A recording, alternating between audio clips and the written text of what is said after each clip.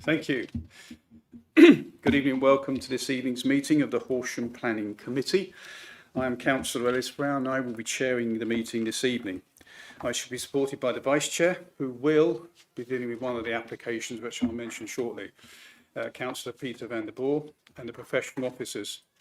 Thank you for attending, and may I remind members of the public this is not a forum for the public to ask questions or challenge the points raised during debate by officers or members of the committee. You must not engage with the members or call out during the meeting. Thank you. If you have requested to speak, when invited to do so, it is important that you keep to your allotted time. This will be monitored and I shall prompt you to conclude your comments as we approach the end of your allotted time. Your comments and discussion points must be relevant to the application the committee is considering. We're not expecting a fire drill this evening, so should you hear the alarm, please make your way to the nearest fire exit, which is the rear of the chamber, and we assemble outside the Lind Cross Public House, not inside the public house, sorry. May I also ask committee members and members of the public, please switch off your mobile phones and other electronic devices or turn them to silent. Remember to turn on microphones before speaking and turn them off when you have finished. When members are voting, please make sure your arm is clearly raised so that we can accurately capture the vote. I remind members on the committee you cannot vote on applications within your ward. I would also remind everyone here this evening, please show respect to each other throughout the meeting, especially as this meeting is being live streamed. Please refrain from any personal comments relating to officers and members of the committee. Before we proceed, could the officers here this evening introduce themselves, starting with the officers on my right? Tamara Dale, Principal Planning Officer. Hannah Darley, Senior Planning Officer. Nick Pettifer, Senior Planning Officer. Emma Park, the Head of Development. Claire Brown, Principal Planning Solicitor. Melissa Stallard, Democratic Services Officer.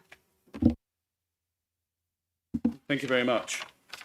Agenda item number 1, apologies for absence and notification of substitute members. Do we have apologies and any substitutes here this evening? We have apologies from Councillor Paul Clark, Councillor Anthony Franklin and Councillor Clive Trott. There are no substitutes this evening. Okay, thank you. Declarations of members' interests. Are there any declarations of interest this evening? Okay, I have a question for members here. That has any other member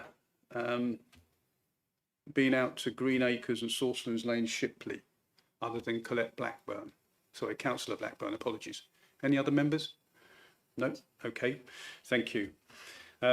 Announcements from the Chair. At the previous committee meeting, members may have been somewhat confused regarding asking questions following public speaking and prior to opening the debate. Therefore, for clarity, following public speaking, I shall invite officers to respond to any points raised by the public. I will ask members if they need further clarification before opening the debate on the application. Is that clear? Have I made that clearer tonight? Okay, thank you very much. As I am ward councillor for agenda item number 5, DC 212466, that's Green Dean, Stane Street, Codmore Hill, Pulborough, and can't vote on this application, the Vice Chair, Councillor van der Boer, will chair this item. So I'll hand over to the Vice Chair as his first agenda item. Thank you very much. Thank you, Chairman. Okay. We'll receive the officer's report, please.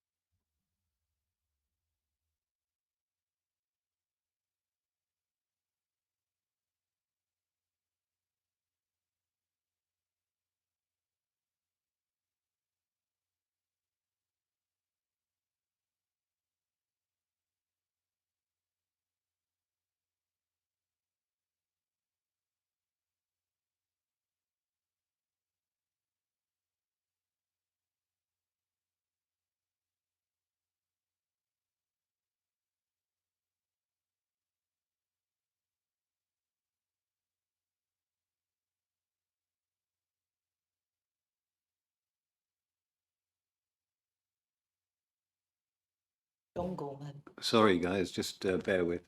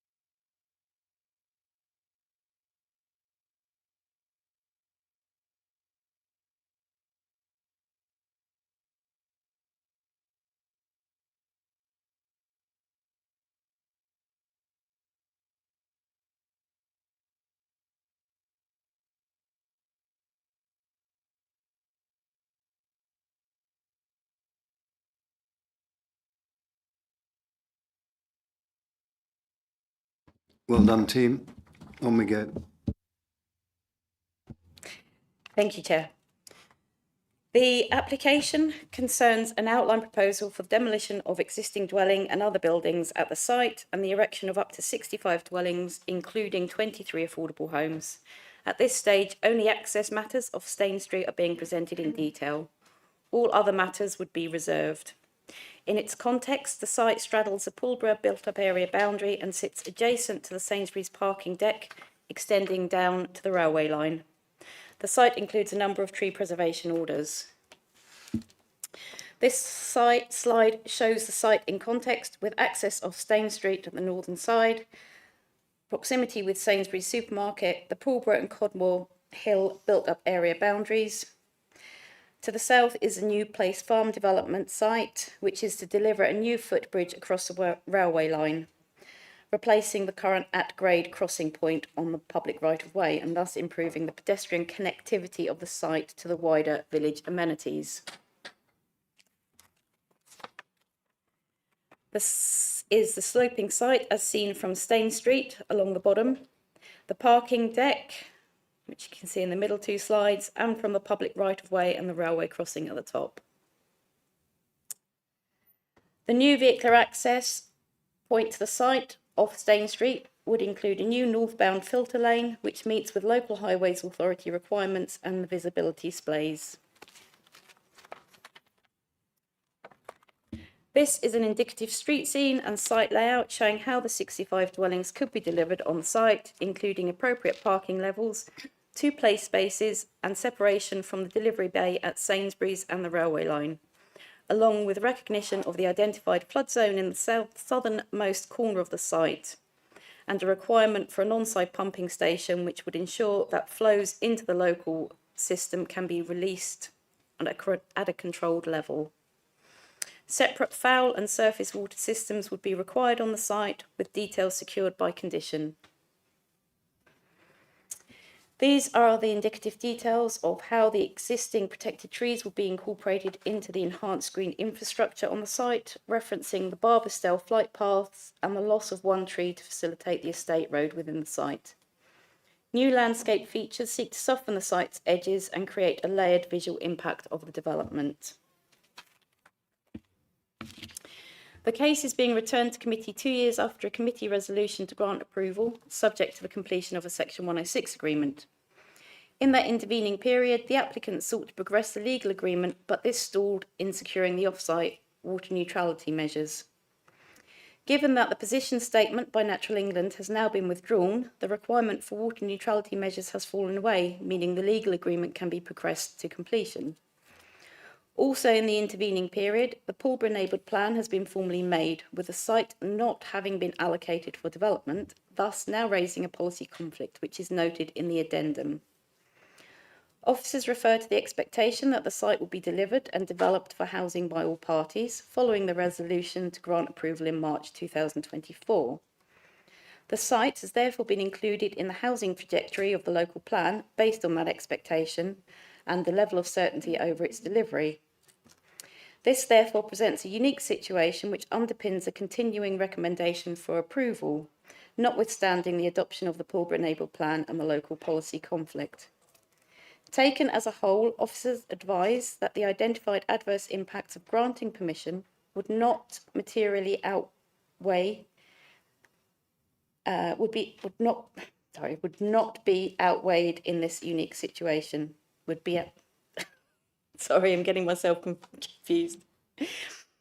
So the benefits, when assessed against the NPPF of granting consent, and the key policies in directing development towards sites which are in sustainable locations and which make effective use of land, would lead to the provision of open market and affordable homes carrying significant weight.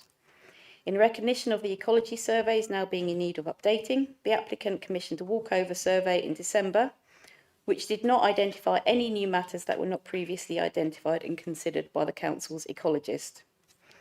And this identified that new surveys would be needed to be undertaken in their correct windows, which run from April to June.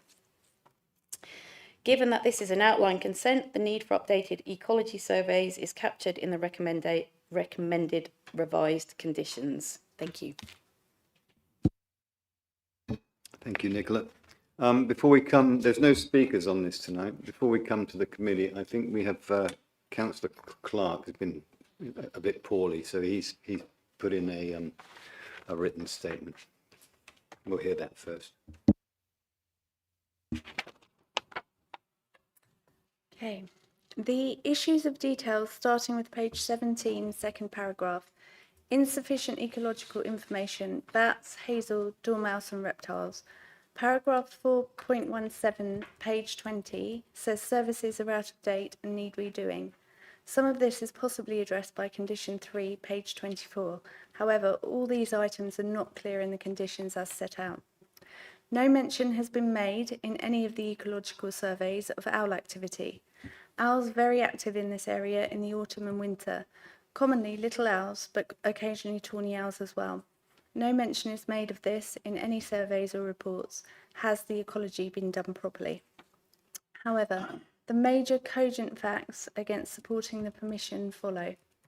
The Pulborough Neighbourhood Plan, PPNP, was formally made in October 2025 and now forms part of the development plan for Horsham District. The Green Dean site is not allocated for development in the PPNP, which has allocated other sites to meet its identified housing requirement.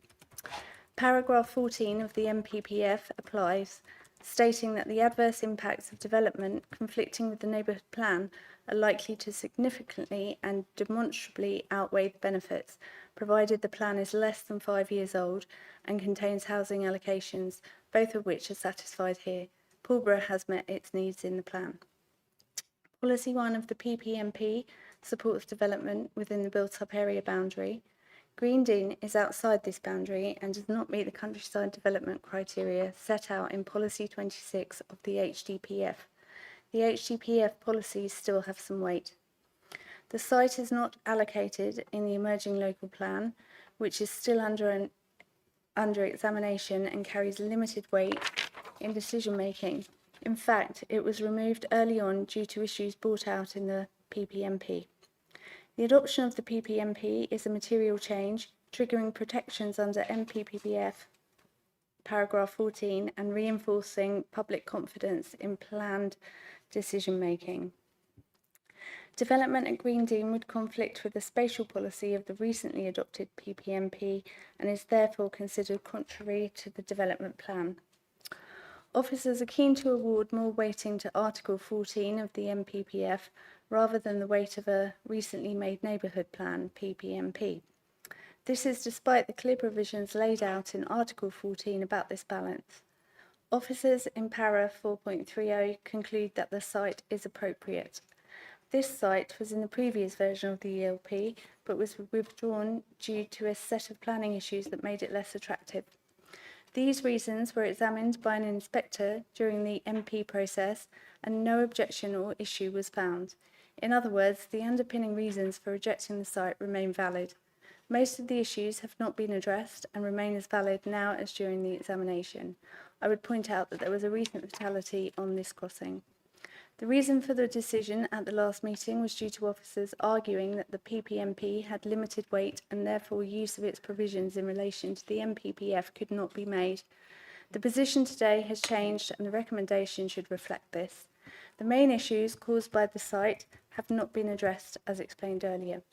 In addition, I would point out that paragraph 4.31 has no merit at all, as it expresses an opinion to get over the creation of a precedent in this area.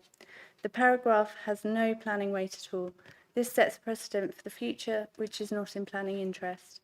Giving permission in this way until such a time as the issues pertaining to this area of Codmore Hill are addressed in a structural way rides roughshod over local plans and more to the point the structured approach to development in Pulborough. I do not support this application for these reasons. Thank you, Melissa. Do you want to come back on any of that? Just to address the neighbourhood plan status at the time of the last application, which was January 2024 and then again in March 2024. It was recognised at that time that the neighbourhood plan carried significant weight as it was at post-examination stage awaiting referendum. And the fact that the site was not allocated for development was recognised previously. And that was carried into the planning balance, which referenced the 5-year housing land supply within the district. Officers consider that was fully acknowledged previously. Sorry, just to add, obviously officers recognise there's a conflict with the made neighbourhood plan. I think that's clear in our balancing. What officers feel there are particular circumstances relating to this application which continues to warrant an approval, and in making decisions we have to be reasonable, and that's part of our thought process behind this recommendation. So I hope the report is clear in those unique circumstances here. In terms of ecology, officers are satisfied that is addressed by the walkover survey and additional conditions and surveys required at reserve matters stage. So I think we're satisfied, and obviously that has been had consideration of an ecologist. Thank you. Thank you. Okay, would anybody like to start the debate? Councillor Vickers. Chairman, thank you, and thank you to the officers for that very clear explanation. It's always very disappointing when neighbourhood plans, which have cost a lot of time and money to local parishes, are ignored when planning applications come forward. So I have huge sympathy, and as many of you will know, this has happened in my own ward. I accept your explanation, and it's a tilted balance that has overridden the neighbourhood plan. Am I correct? It's simply because we don't have an up-to-date local plan and no 5-year land supply.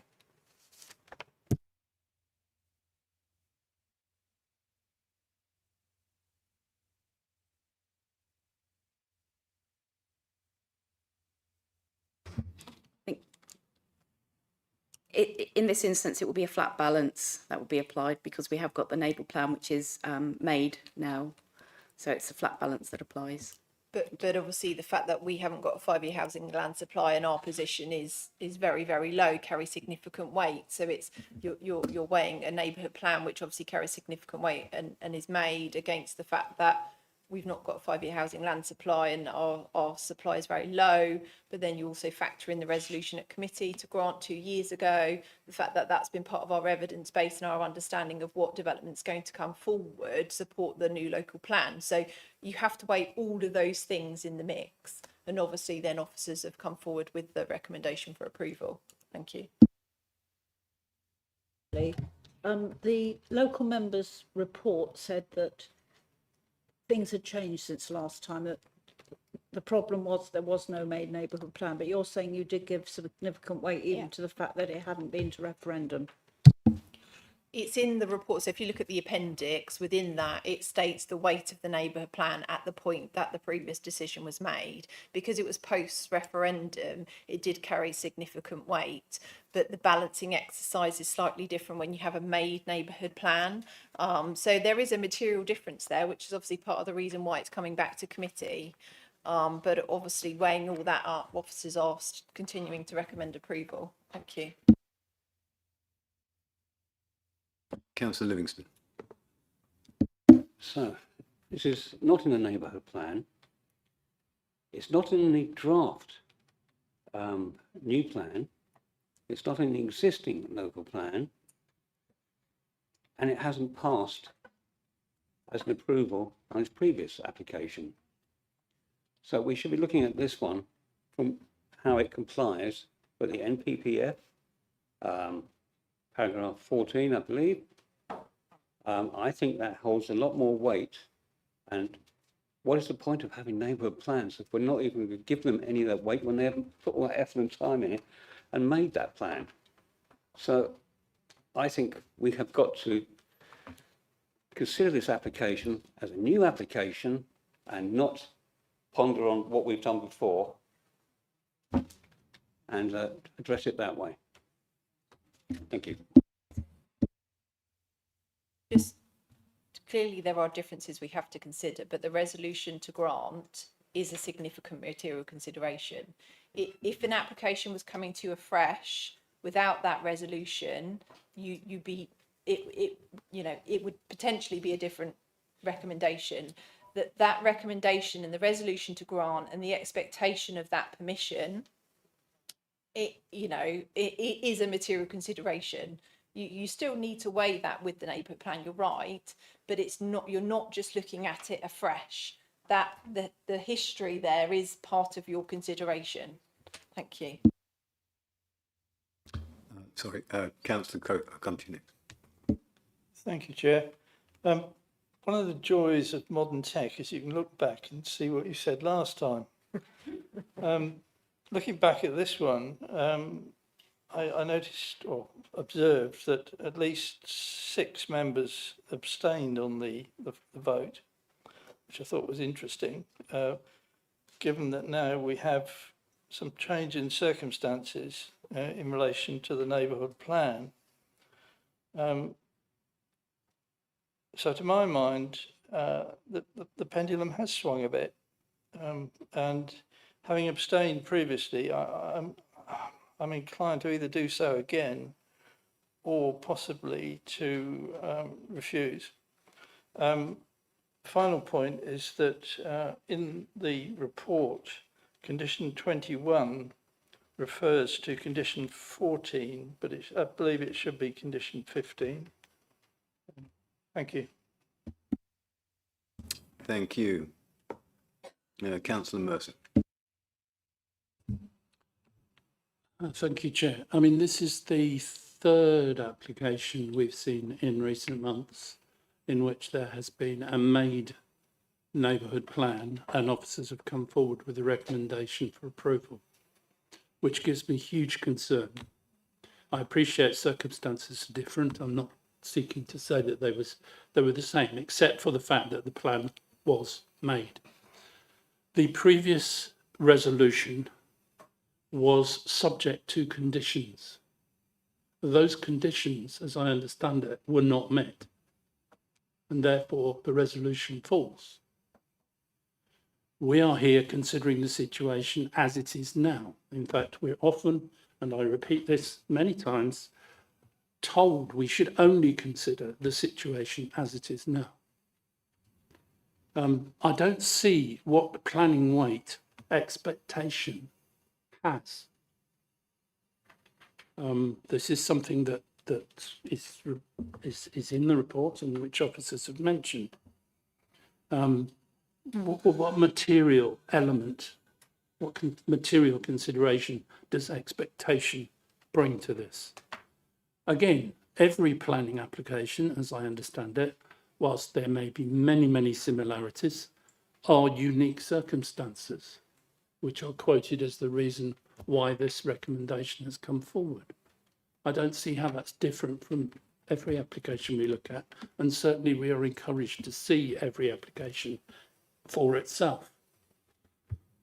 I find it very difficult to proceed with an approval recommendation which goes completely against a newly made neighbourhood plan, and I do not think that officers have given enough weight to that.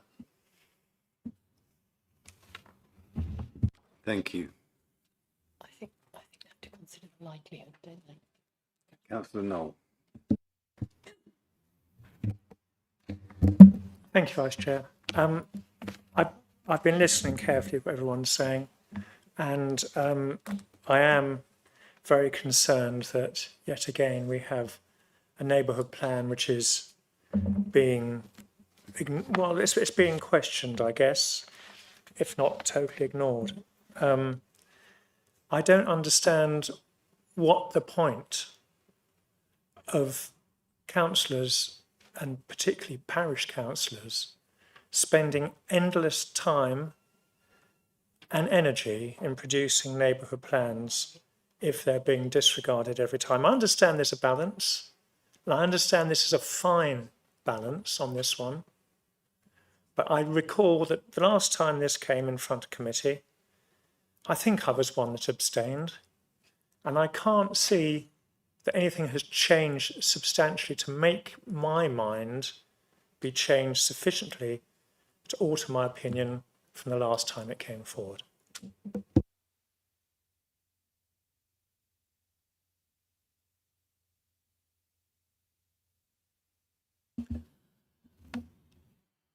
I think it would benefit the committee if I reiterated what was in paragraph 14 of the NPPF, because it's clear that there seems to be a perception that a recent neighbourhood plan, and by that I mean one that was made 5 years or less before the date of a decision which is required, and also a neighbourhood plan which doesn't just state things vaguely but has specific numbers, not minima or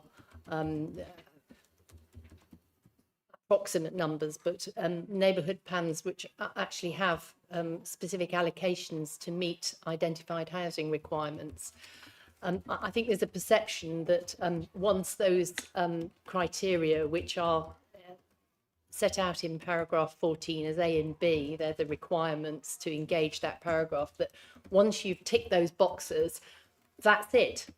No more development, that's the decision made. And it's not really the case. And I'm going to read out the text. It says, in situations where the presumption at paragraph 11D, and that's the tilted balance, applies to applications involving the provision of housing, the adverse impact of allowing development that conflicts with the neighbourhood plan is likely to significantly and demonstrably outweigh the benefits.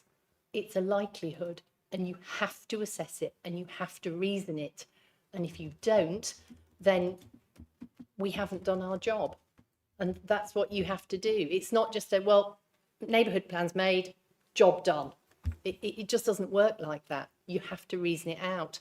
And because we are so desperately short of housing to make up the 5-year housing land supply, and our delivery rates are so woeful, because of the impact water neutrality has had on the district, we are struggling to find numbers, and that is why the officer reports have been written in the way that they have, because if they think that the likelihood is not met, then they're going to recommend approval, and we need sound planning reasons from you if you wish to recommend otherwise or make decisions otherwise. Thank you. Councillor Trollope. Thank you, Vice Chair. My question is, I'm moving on from this. Supposing that we say, yes, we're going to go ahead with the recommendation. One thing that I'm conscious is that Pulborough, every time I've looked at a Pulborough application, we've always talked about sewage and sewage waste, and I haven't seen very much mention of that in this plan. Could the officers just comment on, is there likely to be a condition, or have they done some research and ascertained that the sewage treatment won't be a problem for these new homes? And again, it's just going on that is Pulborough. I always think immediately sewage issues in terms of planning new homes, with no disrespect to Pulborough, of course. Thank you, Councillor Trollope. Thank you. This was addressed as part of the application back in March 2024, and the Southern Water did not address any capacity issues. So as far as the statutory undertaker is concerned, there is enough capacity in the area to accommodate the development. As I understand it, the issue is that the kind of the diameter of the pipes going under the Pigeon Bridge. And what this application would do, what this development would do, is have an on-site pumping station that would then control the release of sewage into the system at a measured rate, so that wouldn't then lead to inundation of the local network. So it has been addressed on this site, and the Southern Water team are happy with the proposals. Thank you, Nicola.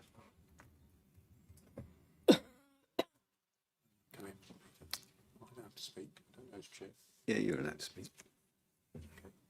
We'll just go back to Councillor Livingston. I'd just like to say one thing. We are elected members, and if we consider the neighbourhood plan a material consideration, we should look at it in that manner. And if necessary, if we feel that we should adhere to that neighbourhood plan, that's the decision we should make. Because it is a material document, this application. Thank you. Just to say, officers also consider it's material. We think it's a significant material consideration, and I'm sure members would consider that too. But that's not the sole consideration in the assessment and determination of this application. We've got the MPPF, we've got the previous resolution to grant. You have to weigh all of those things together, not just the local plan, the neighbourhood plan in isolation. So I think we need to be mindful of all. And obviously, if members, as my colleague said, if you have a reasoned position, then that's a decision for members to take. But I think, providing you have gone through all those considerations before you come to a conclusion, that's what we can ask. Thank you.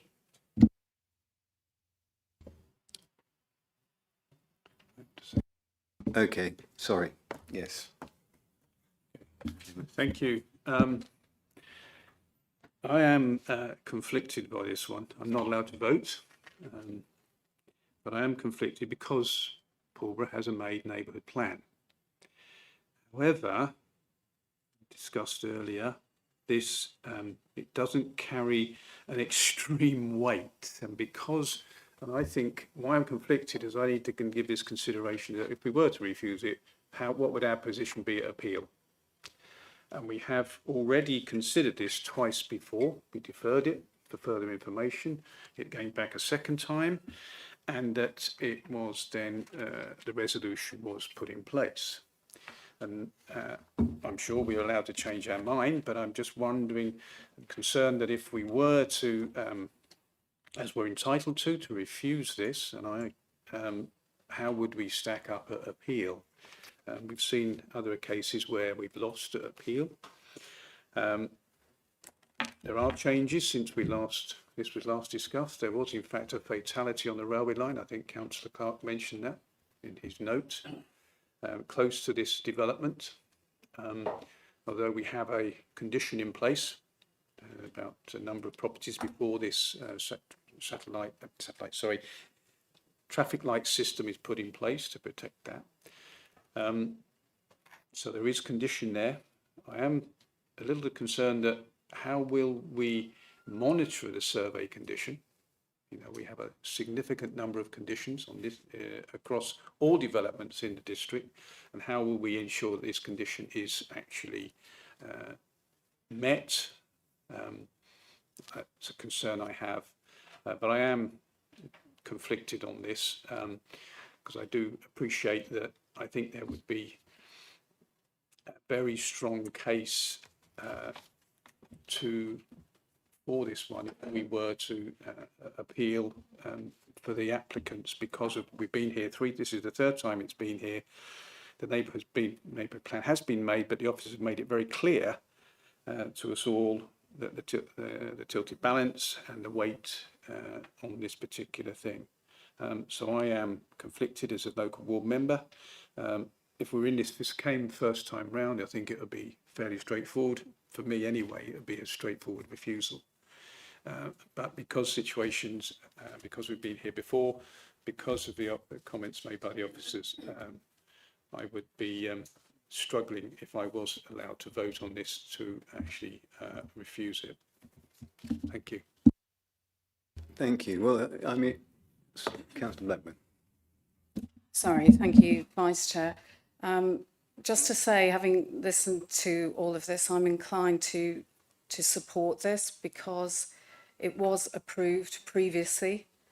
And I have every sympathy with the neighbourhood plan being made now.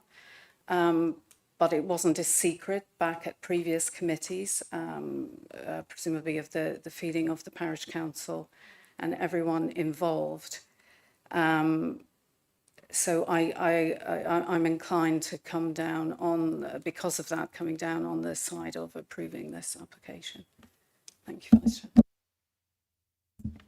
Thank you. Well, I suppose ultimately then what we need to do is decide how much weight we're going to give to the neighbourhood plan. Yes, because if we don't have any other reason for refusal, then that is the reason, and so that's the consideration. Can I just ask for clarification from the officers? Because I made what I thought was a logical assertion, and I'd like to know whether I was correct, which is that the resolution was passed to approve this subject to conditions. Those conditions were not met. Therefore, that resolution was not fulfilled, and therefore it falls away. That was what my logic told me. Am I incorrect in that? Yes, you are incorrect.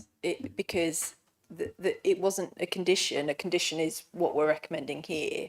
Part of the resolution was to have an off-site water neutrality offsetting solution. But obviously that requirement has fallen away. So you can't say the whole motion's fallen away because the requirement for them to demonstrate water neutrality has fallen away. That wasn't your only material consideration at that point in time. You considered the application as a whole, including the local plan, neighbourhood plan carrying significant weight at that point. So it's not the case that your previous resolution is null and void. It is a material consideration. And obviously that is part of the reason why officers are still recommending approval. because we did resolve to grant it 2 years ago. Thank you. Councillor Lambert. Thank you, Vice Chair. I hear what the officers are saying, and I'm inclined, as with Councillor Blackburn, that we should support the officers in this.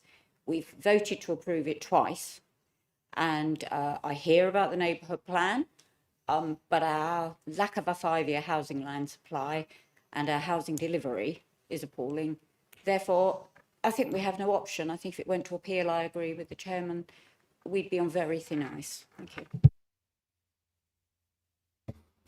Okay. Yes, unless anybody else wants to raise something, I think the problem why this is annoying for us is that we have these made neighbourhood plans. We have no local plan. So these are basically our last line. And yet we don't seem to be backing them up in the way that perhaps we should be. And I think that's what we all find very frustrating. You know, if we had a local plan, sure, we'd have a little bit more defence. But these neighbourhood plans are our last line of defence. I think that's the point we'd probably all like to make. The question then is, how much weight do we give it? Do we give it enough weight to turn this down or not? Clearly, a couple of councillors feel not. Perhaps a couple feel so. But I think we need to let's move to a vote and see where we end up on that, and we'll take it from there. If nobody else has anything to say, okay. So the resolution is to approve the outline planning permission subject to conditions set out in the officer report and addendum, and subject to the completion of the necessary section 106 agreement. Hopefully you're not making me read out the wrong one. Oh, okay, no addendum. And subject to the to approve outline planning permission subject to the conditions set out in the officer's report, and subject to the completion of the necessary section 106 agreement within 4 months of the decision of this committee, or such longer period as is agreed by the director of place acting reasonably and properly. All those in favour, please.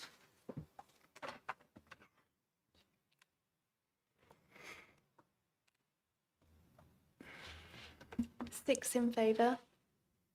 And against? 3 against. And abstentions? And 2 abstentions. Okay, so the approval is made. Thank you. And back to you, Chairman. Right, thank you very much.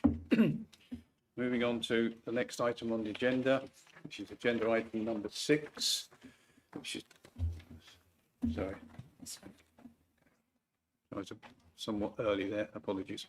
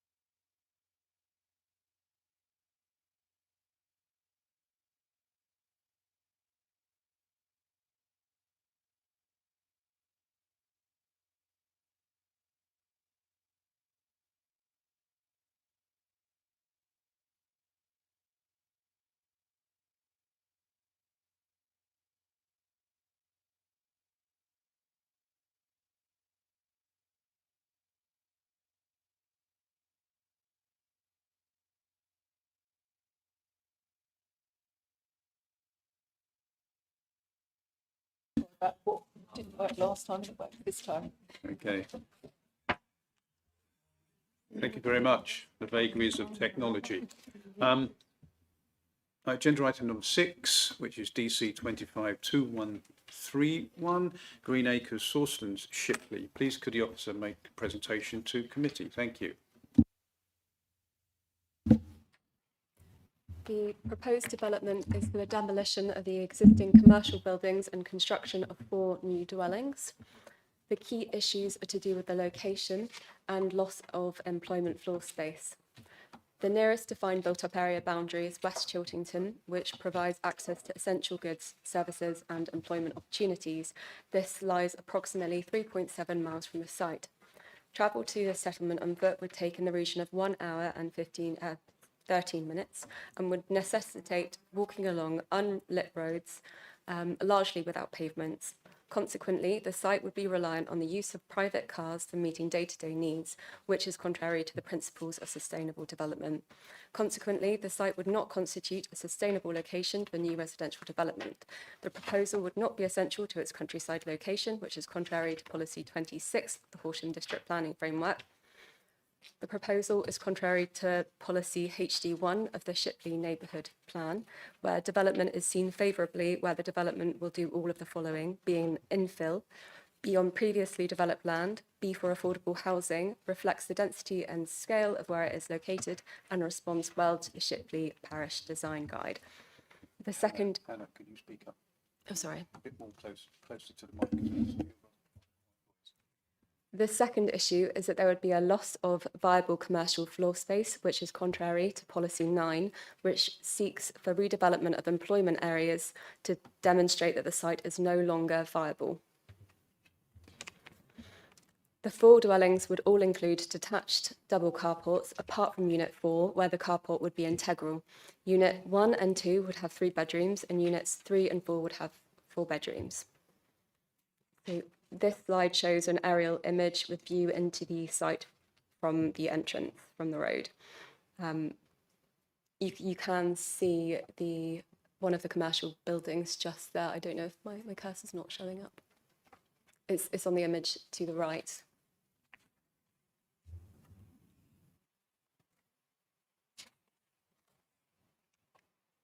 The public right-of-way is well screened by an existing row of trees and is located outside of the red line boundary. You can see that on the right image in green.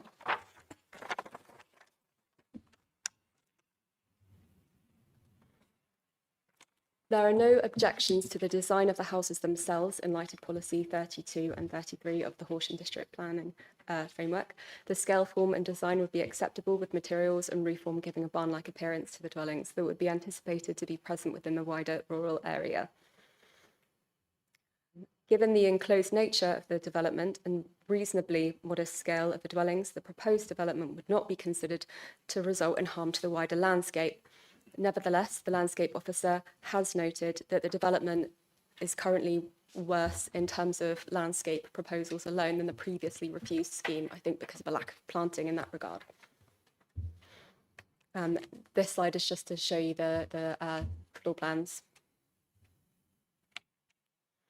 The existing buildings are single-storey in nature and include brick, blockwork and timber cladding and metal sheeting to the external walls and tiles, metal sheeting and fibre cement to the roofs. During my site visit, one of the buildings was open with the door ajar, and that building was in a state of disrepair. The rest of the buildings are in a reasonable condition. Just to cycle back to the overall reasons for refusal, it's acknowledged that the council have a 1.7-year housing land supply, and as such, the council are unable to demonstrate a full 5-year housing land supply, which does form a material consideration in the planning balance. Whilst the provisions of dwelling homes would be given significant weight in light of the tilted balance, the overall contribution that 4 homes would make is limited. It is considered in this instance that the benefit of 4 homes would not outweigh the harm arising from the development being within an unsustainable location and the loss of commercial floor space.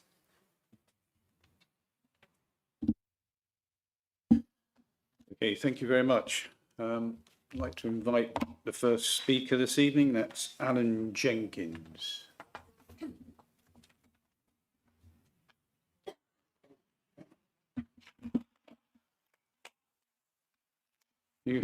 have 3 minutes. Thank you. Okay, thank you. My name is Alan Jenkins. My partner Marilyn and I live next door to Green Acres at Fairholme on Sawsons Lane. We very much support the application to demolish the current sheds and office and build 4 barn-style houses, which have had a number of design changes to keep it in keeping with the area. The brownfield site currently have buildings that are becoming derelict, and there are signs that some of the buildings have been broken into with smashed glazed doors and windows. The proposed development is not on a greenfield site. The village and Sawsons Lane does not lend itself to a commercial enterprise, but is a rural residential area. When the site was occupied by 2 commercial operations, we had a lot of lorries and vans coming into Sawsons Lane, and in some cases nearly causing accidents with walkers and horse riders. In addition, there was quite a lot of noise and activity, sometimes quite late in the evenings and weekends. Smoke from industrial fires were a regular occurrence. We note that some of the objectors' comments were about employment and flooding. Taking the first issue, employment. None of the people working at commercial operations were local people or people living in the village. In most cases, they were from Horsham or even as far away as Crawley, so clearly of no benefit to the local community. Also, there are plenty of other more suitable commercial properties, some further along Coolham Road on the B2139, heading towards Barnes Green, and another on the A272 near the A24 junction with available commercial units, where additional employment space would be better suited. As said previously, Sawsons Lane is not suitable to house a commercial operation, and neither is Sawsons Lane suitable for commercial traffic. The second issue, flooding. At no time during the torrential rain was any adjacent property, including ours or Green Acres, were affected by flooding. It's true that the nearby stream did occasionally burst its banks and cover the road in about 3 to 4 inches of water, but disappeared as soon as it came, and does not run back to properties along Sawsons Lane, as suggested by another objector, whose property is nowhere near the river. If the stream further down were dredged, this would eliminate the problem. We genuinely believe that none of the objections raised to this application are relevant to prevent this development being approved.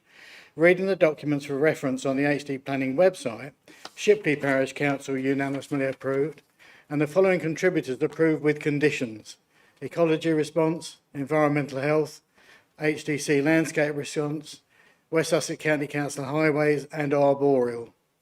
Also, you have received 14 addresses in support and only 2 against. As a council taxpayer, we refuse this application. We refuse this application again, bearing in mind that it has been refused on to refuse this application again, bearing in mind that it has been refused on 3 previous occasions over a period of in excess of 10 years. Could you bring your comments to a closure, please? Pardon? Could you bring your comments to a closure, please? Yes, sure. It's an absurd waste of public money. Therefore, we would urge the council to approve this application once and for all. Thank you. Thank you.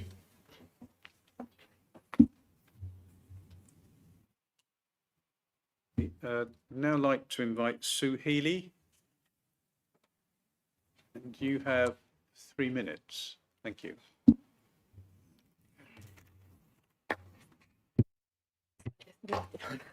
I'm one of the owners of Green Acres, and I'm here to speak in support of this application and would ask the committee to consider this proposal as a positive and realistic future for the site.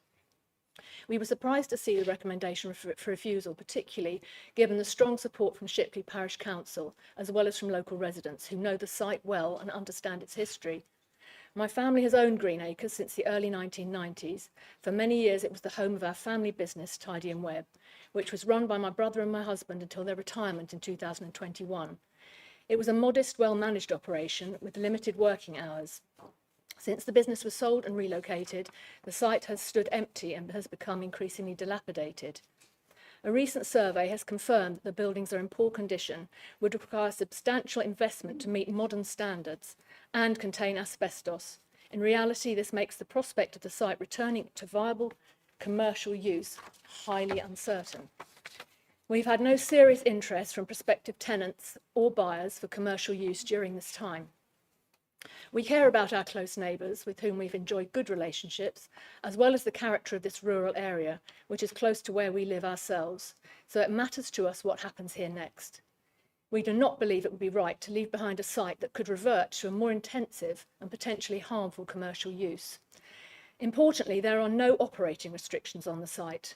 and if retained for commercial use, it could accommodate a significantly larger operation than our former business, potentially involving heavy goods vehicles, extended hours, or even around-the-clock activity.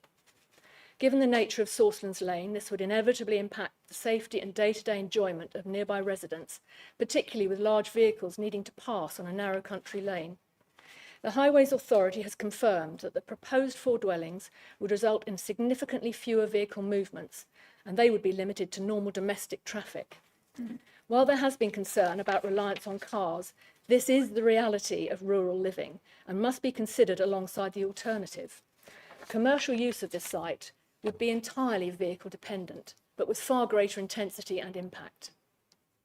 This proposal offers a sensitive and appropriate solution, transforming a deteriorating brownfield site into a small number of well-designed homes that reflect the local character, whilst protecting the residential amenity of neighbours and reducing overall traffic impact.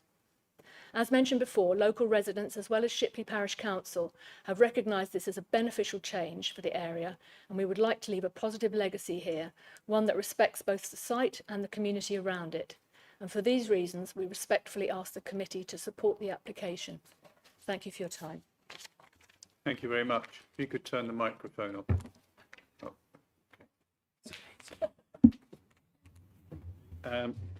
Now I'll ask Nicholas Antonio. Yeah. And you have 3 minutes. Okay. Dear members, much of what I was going to say has now been said. Given all the pressure facing the district, which we've heard tonight, support for residential development is rare and should be harnessed and given substantial weight to. The principal reason, as I understand it, that officers are not supporting this application is alleged sustainability. I would draw your attention to page 84 of the committee agenda and the factual evidence before you. There are no objections from County Highways, and it clearly states that the existing use generates 41 two-way trips a day, and the proposed dwellings would generate half the number at 24. In other words, the proposal is twice as sustainable, clearly beneficial in planning and to neighbours.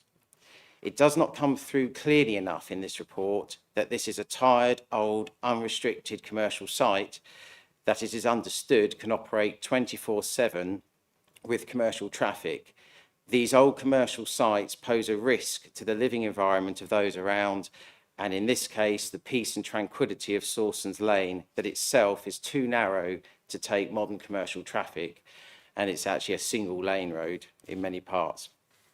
So members, the application before you this evening is here because of the public support for development. Given the pressures across the district and the resistance that many show to having new housing in their areas, surely this is an example where the residents you serve can have their voices heard in this democratic part of the planning process, with yourselves supporting the housing they wish to see in their local community, which is cemented by the full support of the Parish Council. I would therefore urge you to overturn the recommendation before you and grant permission for this attractive farmstead development in accordance with the support that brought this item to you tonight in the first place. Thank you. Thank you very much. I'd now like to invite Ward Councillor Alex Jeffrey, please. And you have 5 minutes, Councillor.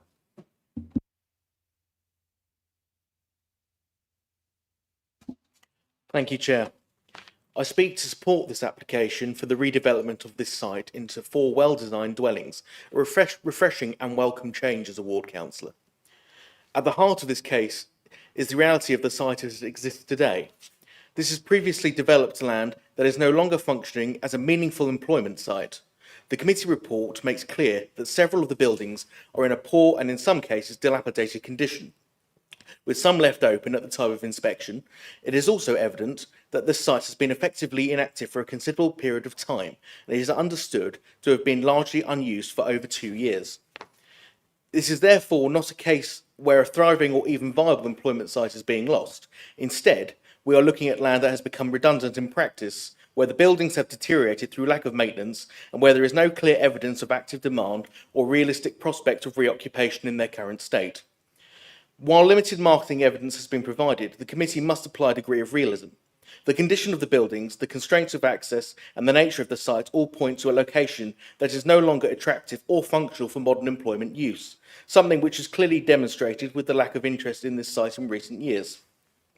In that context, the proposal represents a logical and beneficial transition. It would bring a dormant site back into productive use, improve its appearance, and deliver a form of development that is far more compatible with its rural surroundings. Turning to the scheme itself, the quality and design should be given significant weight. Officers have confirmed that the proposed barn-style dwellings are appropriate in scale, form and appearance, reflecting the rural character of the area.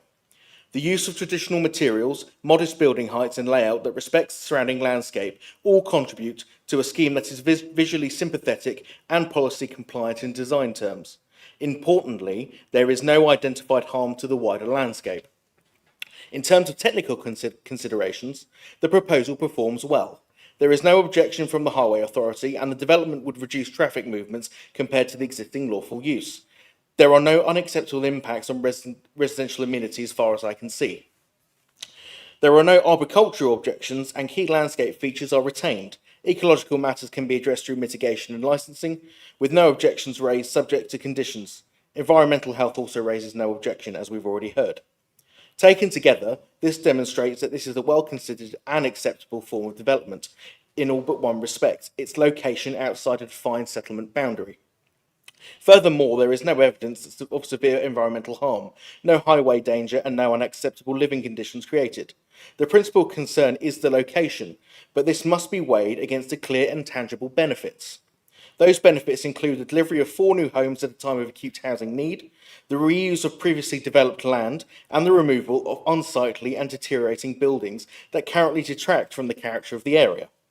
The proposal would also likely result in less traffic and disturbance than a reactivated commercial use. Just as importantly, this is a scheme that brings the community with it.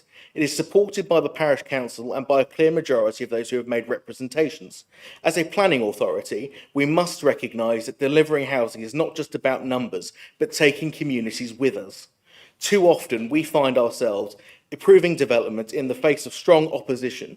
Here, we have the opportunity to approve a scheme that is locally supported, sensitively designed, and positively received, something of a rarity that I trust members will take into consideration. Members should also bear in mind that the fallback position remains. The lawful commercial use could continue, potentially generating greater traffic activity and traffic than what is proposed. Refusing this application does not guarantee a better outcome for the area. In conclusion, this is a modest and well-considered scheme that will bring a long underused and deteriorating site back into beneficial use. It has no significant technical objections, is supported locally, and delivers clear benefits in the context of a serious housing shortfall. I'm not convinced that the adverse impacts identified significantly and demonstrably outweigh the benefits. For these reasons, I respectfully urge members to take a balanced view, consider the application within its context, and grant planning permission. Thank you. Thank you very much. I'll invite the officers to come back on points raised. Just briefly, members. Melissa, can we put the screen on? Thank you. Do you want to just explain? So I just thought it'd be useful to look at the context of this site in terms of the nearest built up area boundary, which is obviously discussed within the report. Now, in planning terms, you know, sites do need to be sustainable, and it's not the case any brownfield site in the countryside is appropriate for housing. You still have to assess the suitability of that site. Obviously, as part of our local plan, you have a strategy of growth where you concentrate development within built-up area boundaries. We've got the ST-PAM, which acknowledges we don't have a 5-year supply.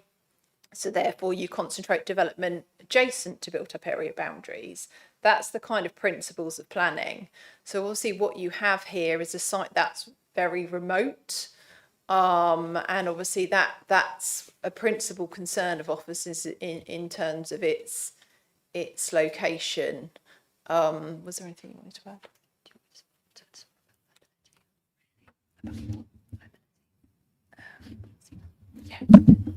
Sorry. That's okay. I just wanted to respond to some of the speakers there because it seemed like one of the main concerns was the lack of viability within the site. It was considered in the last couple of applications as well as this current application that it hadn't been sufficiently demonstrated that the site wasn't actually viable in its current use. As I say, when I went to site, it was some of the buildings that were more dilapidated were open, so anybody could go in, and there wasn't any marketing information that we'd actually seen as part of the submission to show that there was anyone actively looking to rent or sell the site. So I just wanted to respond on that point.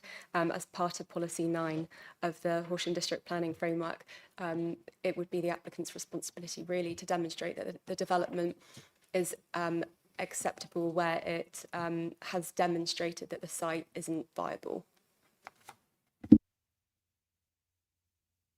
Do any members want a point of clarification on the comments made by? No? Okay, therefore we'll go straight to debate. Thank you. I will come to you in a moment, Councillor Trollope. Councillor Blackburn. Thank you, Chairman. Along with Councillor Jeffrey, I'm Ward Councillor for this application, and I have met with the applicant. As such, I won't be voting, and after speaking now, I will leave the meeting for the remainder of the debate. Councillors, I also support the applicant with this application, and I think it's a special case. I understand that officers have judged that policies 9 and 26 specifically indicate a recommendation to refuse, and in particular make the case, as Officer just has, for better marketing of the site for commercial use. However, the site has been empty now for several years, apparently without inquiry, and the buildings have fallen into a state of disrepair to the extent that a local estate agent suggested that bringing them up to a marketable or usable condition is impractical. By contrast, the proposal before committee this evening is for 4 barn-style family homes of 3 and 4 bedrooms, built to a high standard with all environmental considerations to ensure modern, energy-efficient, low-impact living in a manner that would blend with the location and also improve ecology. On a disused brownfield site, presently comprising dilapidated commercial buildings on a broken concrete expanse, this would be an agreeable development, in my opinion. Furthermore, according to West Sussex Highways, traffic movements on this narrow lane would be almost halved by having homes on there rather than a reclaimed commercial space. 24 trips as opposed to 41 daily, and that's before we consider the inevitable difference in vehicle size. The lane is narrow and it's winding in spots. The verges already get damaged easily, and it is very common for there to be walkers, cyclists and horse riders. With regard to the sustainable location argument, Policy 26 states that rural character and undeveloped nature of the countryside should be protected. I would argue that 4 aptly designed location-appropriate homes would be less incongruous and less likely to alter the character of Saucelands Lane than a busy commercial site. And I do think this is key. Finally, although it is only 4 homes in the greater scheme of things, we are in a tilted balance situation. And I do think this brings additional justification. So to recap, we have a long empty brownfield site. The proposal is to provide 3 and 4 bedroom energy efficient family homes in a style consistent with the location while also providing ecological uplift. The application is supported by both district councillors, the parish council, and has support from residents too. I just ask my fellow committee members to bear all that in mind. Thank you, Chairman. Thank you very much. Can I say? Yeah, go ahead.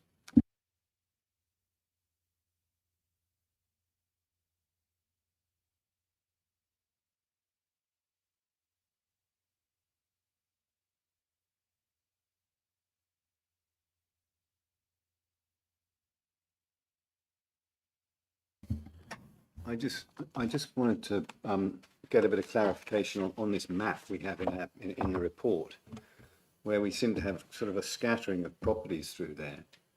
And I'm a bit confused how 4 more houses in there is really going to mess things up too much.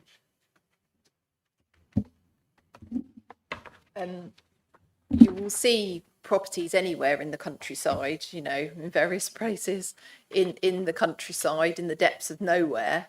You know, I don't know the history of each individual planning application, but since 1948 we have the current Planning Act and we have current planning policy, so a national policy. That framework that and you know, I've been in planning 20 years and that's always been the case. It you know, development is focused within built-up area boundaries. You know, there may well be historic development, you know, without researching every single one of them in terms of why they were granted, I can't say, but we have to base decisions on the current Planning Act. And you can't just say because there's a house there, it's fine for another one, because that is not the planning and system in which we work within. You have to have policy support, and going back to the comments from some of the speakers, it's not the principle of support that carries weight. You know, it is the details within that and how that applies to local and national policy, and that's what you have to consider. Policy doesn't say because there's one house there, it's fine for another one. You know, if you consider it acceptable, you have to demonstrate why in planning policy terms it is acceptable. I hope that provides some clarification. It does, apart from when we start using the word sustainable. I mean, if the other properties there are sustainable, then how can these ones not be? Sustainability is within the context of planning policy. That's what we're considering it. So the NPPF promotes sustainable development. Therefore, does it comply with the NPPF and why? The local plan, you know, promotes sustainable development. So there will be a wide range of interpretations of what sustainable means. We are considering sustainability in the terms of the interpretation of planning policy. So that's when you say development is sustainable, it's because it complies with policy. So obviously, if you feel that it complies with policy and you can demonstrate that, then it's sustainable development. If it doesn't comply with policy, then it's not sustainable development. Is that a fair interpretation, colleague? Yeah, and I mean, there are various markers by which we gauge whether a site is sustainable or not. I mean, can you walk anywhere? Is there a nearby shop? Are there schools? Are there facilities? Is there a doctor's surgery? Where are they? Thank you. Councillor Trollope, yes. Thank you, Chair. I have to say, I get a bit worried when we start we start overturning a principle. I mean, the idea that we have the principle here that this land is for employment, and suddenly we're going to be putting houses on it. And I think we should be very careful about accepting that, even in isolated cases. I understand. I accept that you know, there's a fairly strong case for these houses being nicer than these dilapidated buildings, but I still feel wary about accepting a change of use. I'm aware in Billingshurst there's an application coming up where they want to change the use from employment to residential, and it's an application that I called in for that reason. And I just fear a precedent being set. Now, I suppose I have a question for the officers. 2 questions, they sort of go together. What is the bar? What is the bar for saying, you know what, houses would be better than this dilapidated site? And to how much effort do we expect the landowner to expend? I mean, and do the officers feel, in their professional opinion, that this effort has been met? And lastly, is there a way of let's say we decide to, we'll go ahead and allow the change of use. Is there a way of offsetting the employment loss? Is there a way of saying, you know, similar how we do for trees or for other things that get offset? Can the employment loss be offset in any way? And if so, can we make that a condition? That would be the only way I would be able to go against the advice of the officers. Otherwise, I'm staying very much in the camp of supporting the officers in their refusal. Thank you.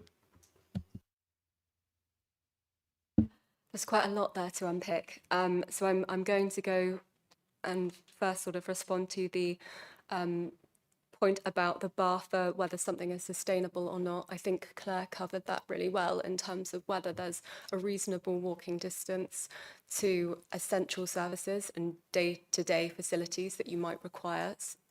Is that what you meant? No. The bar in terms of changing the employment use. Oh, changing the changing employment the use of the land. I agree with the points made about the distance travels. It is very far, and I would have reservations about agreeing to this for those same reasons. But the question is more about the change of use. Yeah, I think for policy 9, looking back at that is probably the best way to go. So we would want redevelopment of an employment site to demonstrate that it's no longer viable in its current use. In terms of what has been submitted to us, it hasn't been satisfactorily demonstrated that it's no longer viable. So whilst there's been no interest, as the speakers have mentioned, in the site in its current use, it's also not been marketed for that use. So in terms of whether they've met the bar, it was considered, on the basis of what was submitted, that no, they haven't sufficiently demonstrated that the site isn't viable for its current use.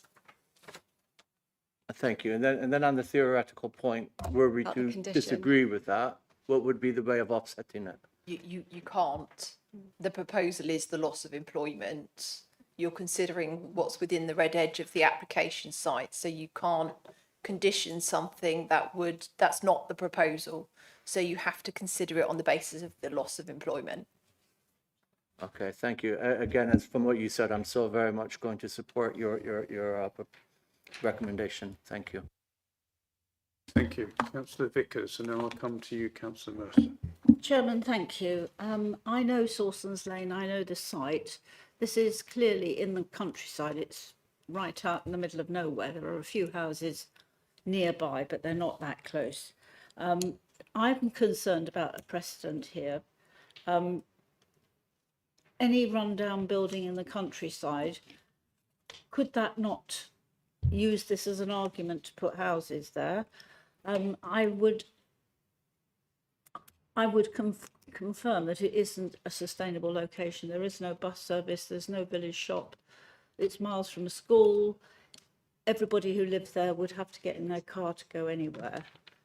So I have serious concerns about overruling the officer's recommendation and approve it. And I assume if there is a vote to approve it, it would have to be delegated because there are no conditions attached to any approval. But I have serious concerns about setting precedent and letting redundant or old buildings come into disrepair so that something prettier would be put on the site. And I do know where this is. I realise it is quite remote. Thank you. Thank you. Councillor Mercer. Thank you, Chair. A question for the officers.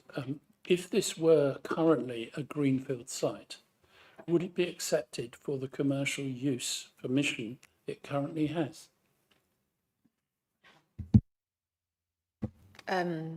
It's a difficult one because that's not before us, but sustainability is a consideration for commercial development as well as residential development. I don't think there is a planning history as such. It's quite historic. The uses on the site, aren't they? So I wouldn't want to say something specific because ultimately that's not what we're considering. But sustainability is a consideration for commercial development. Also, you do look at major roads and things like that, so it's slightly different. But it is a historic use. It wasn't granted recently under our current plans. Thank you. Councillor Mercer. So if I can just follow that up. So essentially, the precedent of there being traffic on this site, the precedent of there being human activity on this site, the precedent of having built structures on this site has been established through historic use. I believe so, yes. And I'm not seeing a lot of difference between that and residential.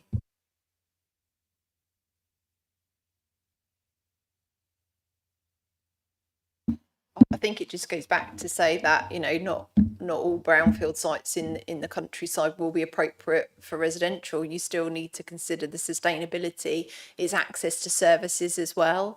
And obviously officers consider it's unsustainable. The fact that it is a brownfield site obviously does carry weight in the planning balance, but it's not the only factor. And I think access to key services is, in our view, is significant, and the fact it's contrary to our strategy of growth in our local plan. So I think for us that's a significant material consideration, in addition to the loss of commercial, which has not been demonstrated as my colleague set out. Thank you. Councillor Livingston, then I'll come to you, Councillor Regg.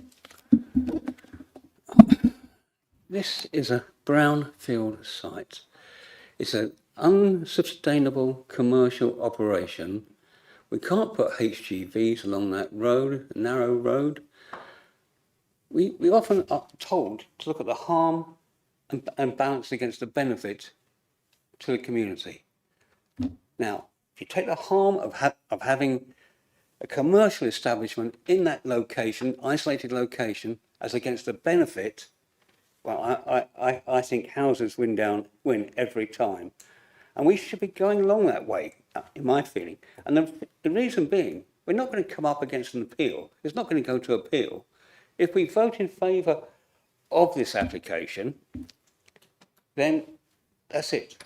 We can have houses there. We haven't got to come back again and again to try and sort this out. It's the right decision to make it houses, in my opinion.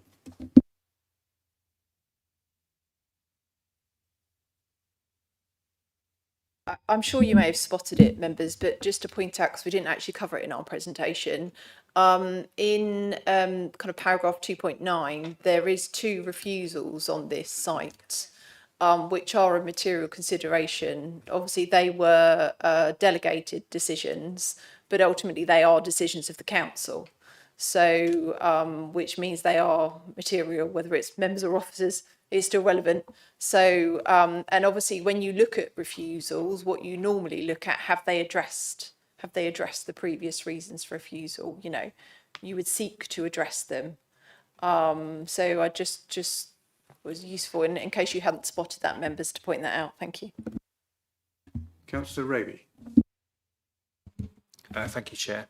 I think I'm perhaps not as forceful as Councillor Livingston, but in terms of the tilted balance and the need, our housing supply is a huge issue, and it factors in most of my decisions. Quite often we've got opposition from the local members, from the local community, lots of opposition, but we know that we have to put development at the edge of settlements when it's deemed sustainable, but it may not be in neighbourhood plans. And I understand the importance of doing that, and that for many reasons that's the right thing to do, but actually there are harms, and quite often they're quite strong harms.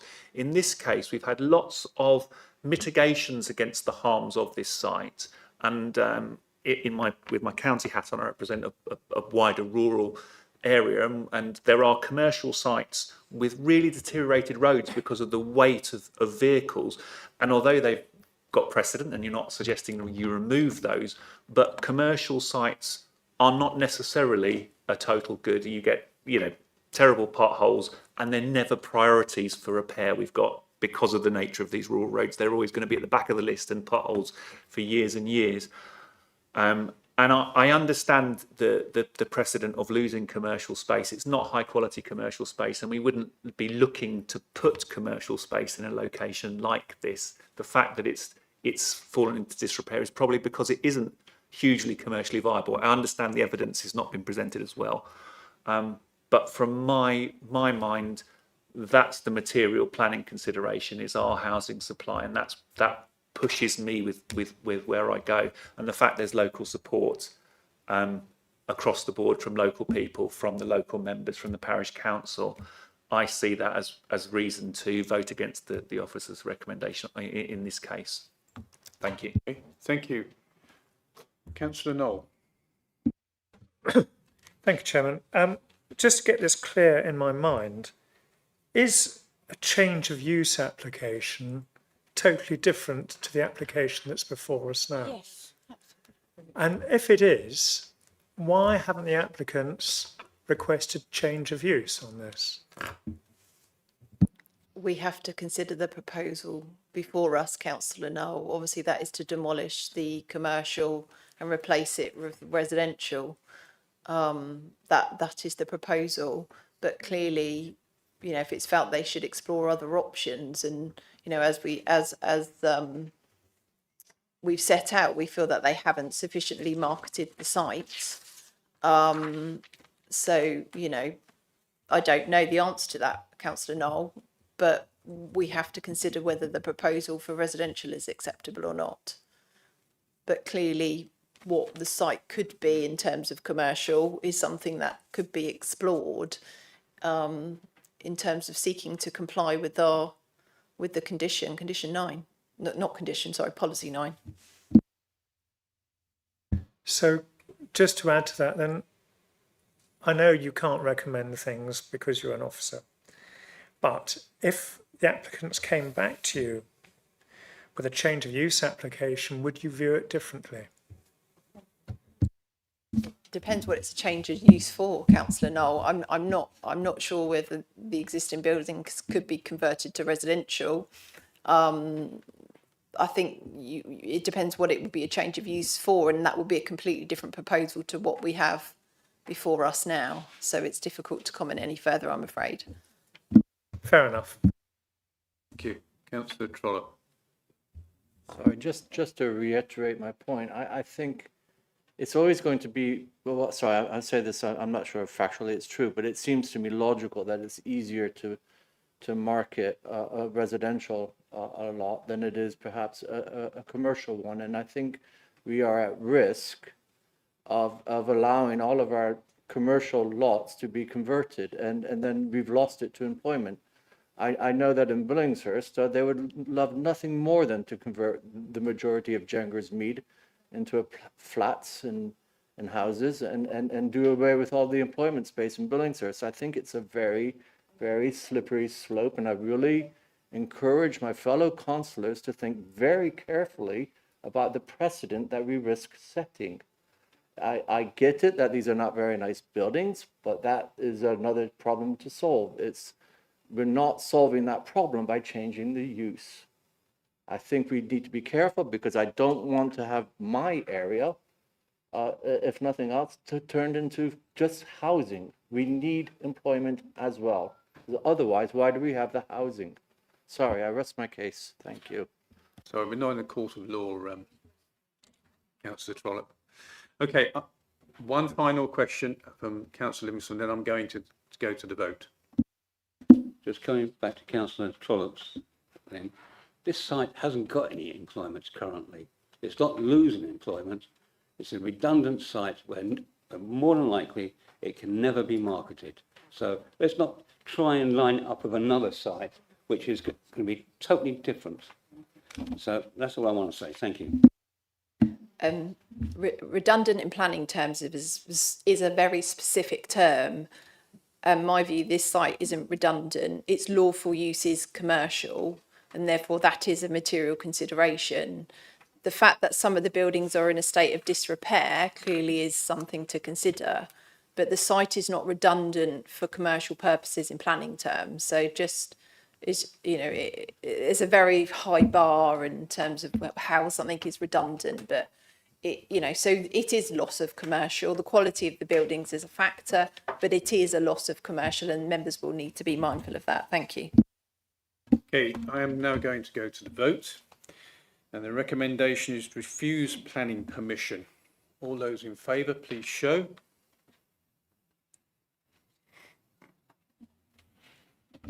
Six in favour. All those against? 4 against. Any abstentions? 1 abstention. You can just read that again. So it's 6 for the recommendation. 4 against and 1, for the recommendation. Therefore, the recommendation to refuse planning permission has been passed. Thank you. We're going to have to just bulldoze more green fields. They could build, they could build. I think it's something else. Well, that built it all. He got his phone. Another interesting thing here.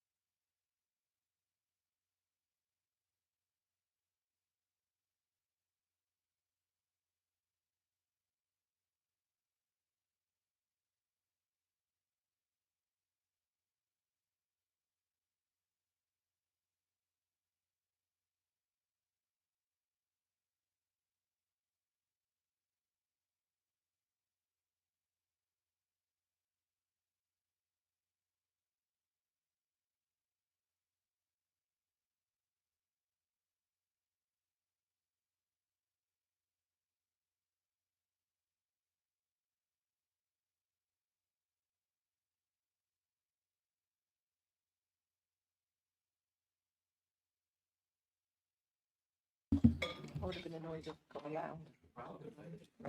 Okay, thank you. Moving on to item number 7, which is the application for a 2-pitch settled gypsy accommodation site at at Woodlands Farm, Broadwater Lane, Copsale, West Sussex. Please could the officer make presentation to committee?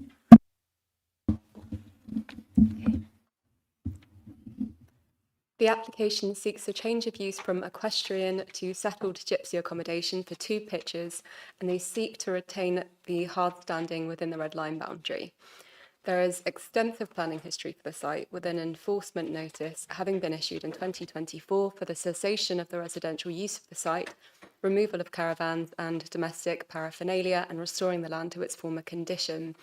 The time period for the above cessation of use mentioned was 9 months for the rest, and the restoration of the topography of the site was 12 months.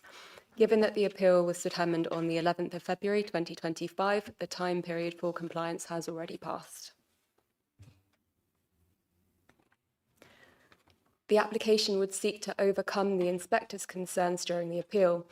The key issues considered as part of the appeal were the impact of the development on the ancient woodland and the impact of the imported land on the landscape. The inspector raised the concern that no tree survey had been submitted as part of the appeal. The current application has included this information, although it is noted that this information was only submitted after the council's tree officer and woodland trust had objected to the application. Consequently, the tree officer has been reconsulted and considered that the loss of the ancient woodland is regrettable, although they note that they have now included mitigations that improve upon the arboricultural impact assessment mitigations. These mitigations include removing the log store within the blue line boundary, which would help to mitigate against the soil compaction that has taken place in that location, including a post and rail fence to form a perimeter around the ancient woodland, and reducing the red line boundary to move the residential use away from the ancient woodland. And if you can see my cursor, it's in the top right corner. Oh, there you go, of the site, which is northeast of the existing caravans. So there's 2 existing caravans there. There is a public right-of-way to the north of the site. The protective tree fencing wouldn't interfere with this. The public right-of-way team have objected to the public right-of-way being diverted unlawfully, but it is likely that this happened some time ago and is not a result of the development itself. The public right-of-way would be outside of the red line boundary.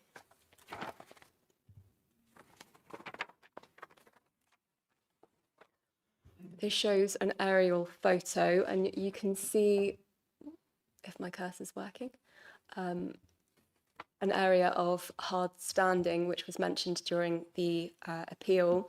They'd imported this onto the site within the blue line boundary there, and you can see it all piled up. The enforcement notice sought the removal of this hard standing because of the imported waste material. They weren't sure where it had come from, and it was potentially waste. So it's piled up away now from the ancient woodland, ready to be collected. This next slide is just floor plans and elevations.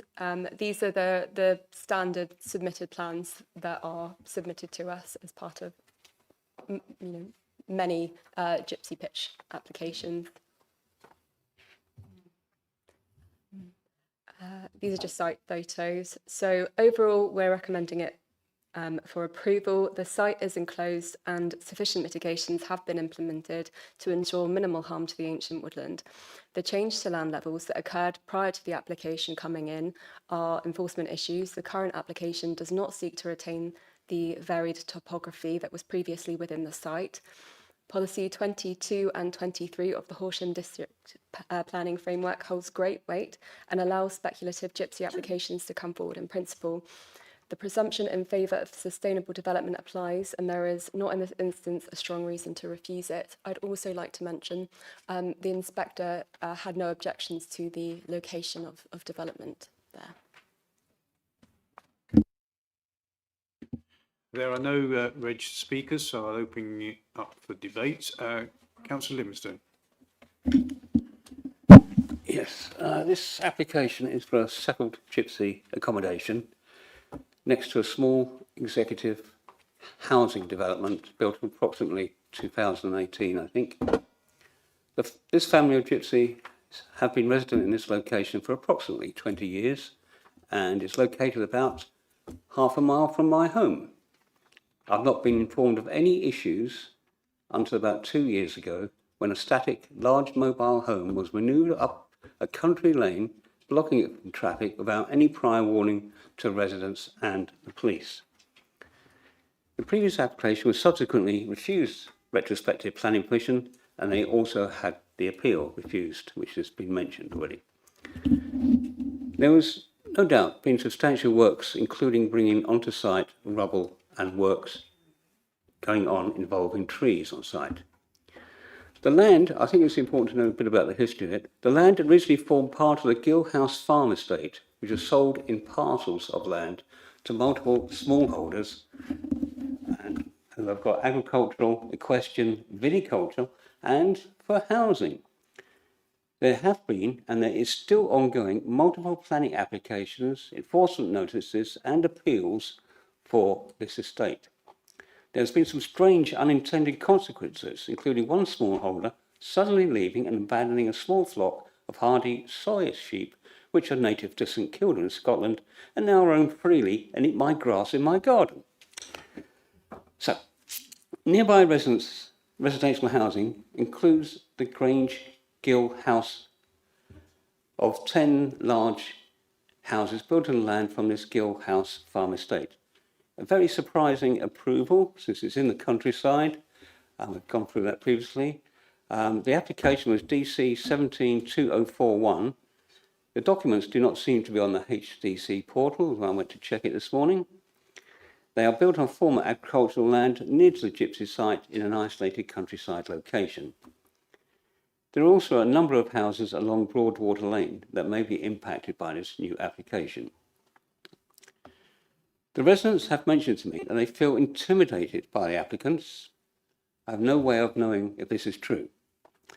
Therefore, the comments from residents received by the council and published on the HDC portal are all labelled as anonymous.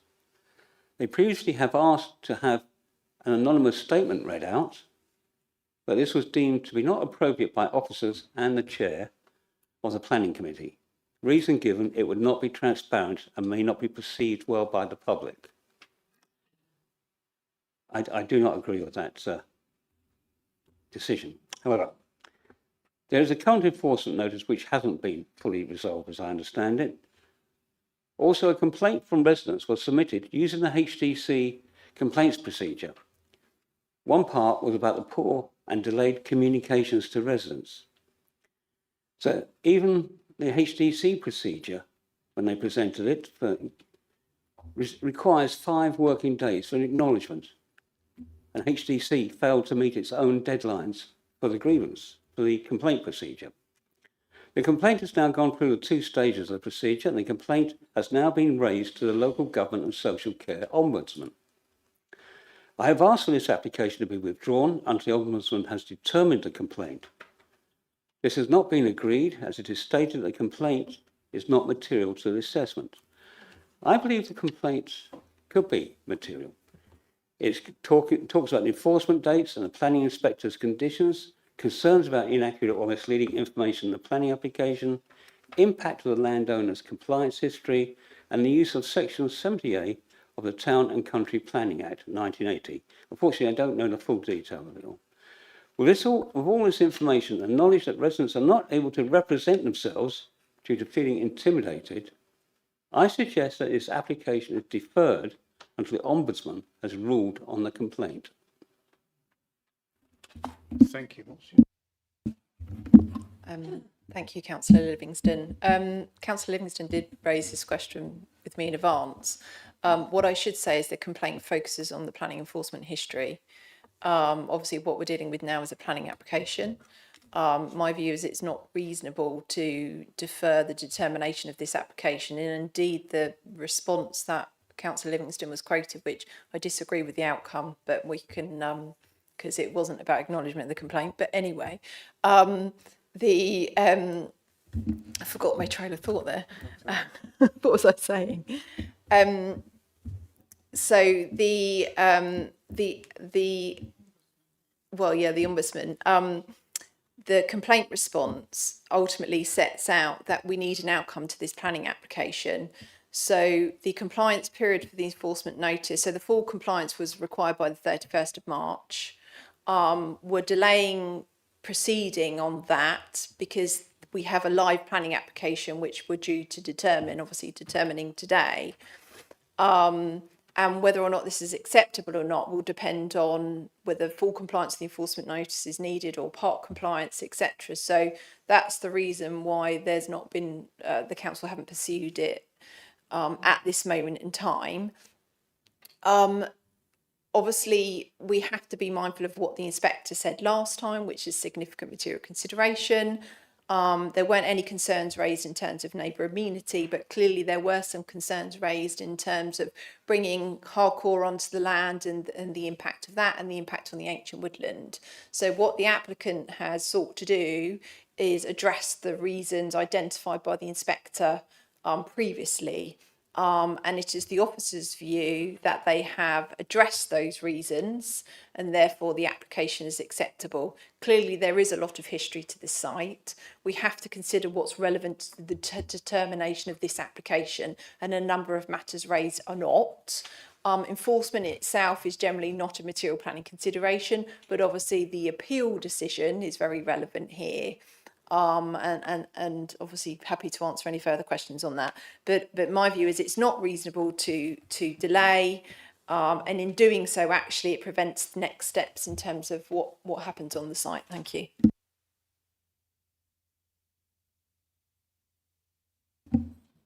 Yes.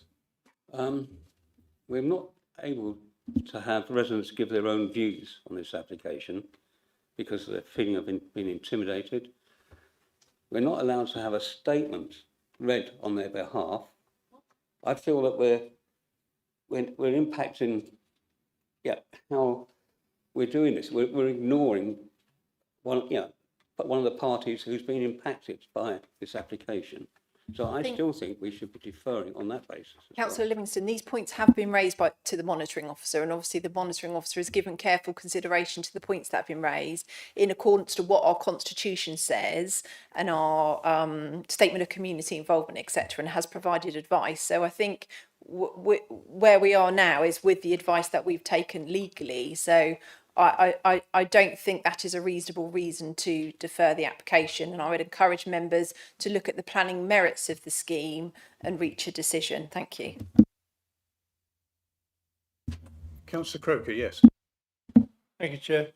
I was interested that Councillor Livingston suggested deferment, because that was something I was thinking about, although for a totally, excuse me, a totally different reason. In my case, I was considering the excess material, if I can call it that, that is on the site. Although I would appreciate some clarity from the officer, is this material within the red line or the blue line on the plan that is on the planning website? So it's within the blue line, but the enforcement notice covers that, the removal of that hard surfacing. So that would be covered by the enforcement notice. I hope that assists. Thank you. Yeah, thank you for the clarity there. In which case, as I said, I was going to propose deferral on the basis of sort the ground conditions out first and then come back to us. Whether that's feasible or not, I don't know. Thank you. I think, is that okay, Chairman? Obviously, what is required to comply with the enforcement notice does depend on the acceptability of this scheme. If this scheme is granted, we would not be seeking full compliance with the enforcement notice, because some of that site would now be for 2 settled gypsy accommodation pitches, and therefore there would be the remainder of the enforcement notice would need to comply with. So the officer's view is that, you know, we need to determine the acceptability of this before we can then move forward with the, you know, seeking compliance with the remainder of the enforcement notice. I hope that helps. I'll come back to you in a minute, Councillor Croker. Any other member wish to comment on this? You okay? Okay. Thank you. In that case, I'm going to go to the vote. And the vote is to approve planning permission subject to appropriate conditions. All those in favour, please show.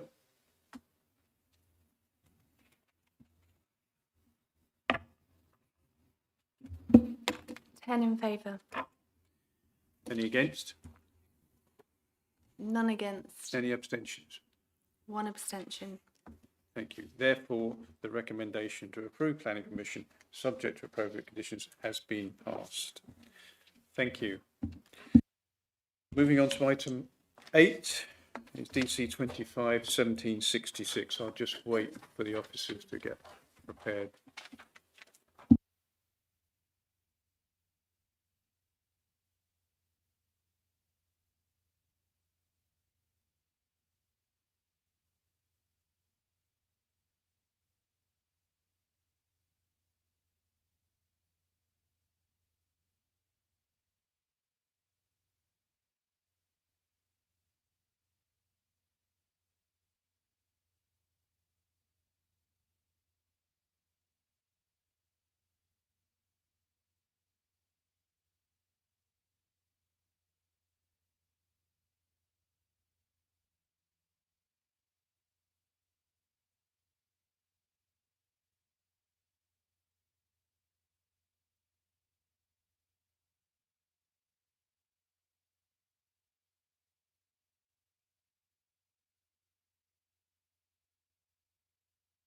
Okay, thank you. Agenda item number 8, excuse me, DC 25/1766, Upper Beeding Pharmacy, High Street, Upper Beeding. Please could the officer present the application to committee? Thank you. Yes, thank you, Chair. So this application seeks full planning permission for the erection of a raised platform and the stationing of a converted horse box, which is to be used as a mobile coffee unit. The erection of a timber storage structure is also proposed, as well as temporary outdoor seating. Since the publication of the committee report, a response in support of the application has been received by the parish council. So the application site is defined by the red outline here, and it's located to the southeastern corner of the curtilage serving Upper Beeding Pharmacy. So the application site is located within the built-up area, as shown by the dashed yellow line, and is also within the designated Upper Beeding Conservation Area, as shown by the dotted blue line. Several listed buildings are located within proximity of the site, as indicated by the orange stars, and a public footpath runs adjacent to the site, as shown by the dashed purple line. The boundary of South Downs National Park is located to the south of the site, as indicated by the green dashed line. And the wider surroundings are characterised by a mix of residential and commercial properties fronting the high street, with some limited development adjacent to the river, and the site is located within flood zone 2 and 3. So as shown by the site plan, the proposal would be located within the southeastern corner of the site, adjacent to the public footpath. The proposal would involve the provision of a raised deck to match the ground level of this footpath, as it is banked above the site. The converted horse box and temporary seating area would be provided on this raised deck, and a timber structure is positioned to the east to be used for storage purposes. So here's the plans for the mobile coffee unit and the timber storage structure. And the site photos are shown here. So the photos show the application site from within the curtilage of Upper Beeding Pharmacy. If I can find the cursor here, this one here. And this highlights the differing ground level from which the raised platform would extend, as well as the site shown from the riverside, which is the lower picture, and those two smaller ones at the top there. And this is where the development would be visible and accessed by users. So the application seeks to provide a small commercial unit along the public footpath, which would provide an amenity service to the local community, including users of the public footpath. The development is not considered to result in harm to the character and visual amenities of the locality or designated conservation area, and the scale of the proposal is not considered to result in harm through level of activity, noise or disturbance, although Condition 5 does recommend details of a privacy screen in order to address potential overlooking from the seating area. And the application is therefore recommended for approval subject to the conditions outlined within section 7 of the committee report. Thanks. Thank you very much. I'd like to invite the first speaker on this application. That's Michelle Whitmer. And thank you for your patience. You have 3 minutes.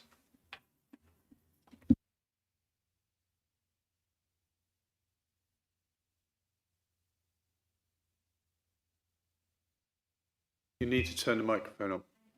Okay.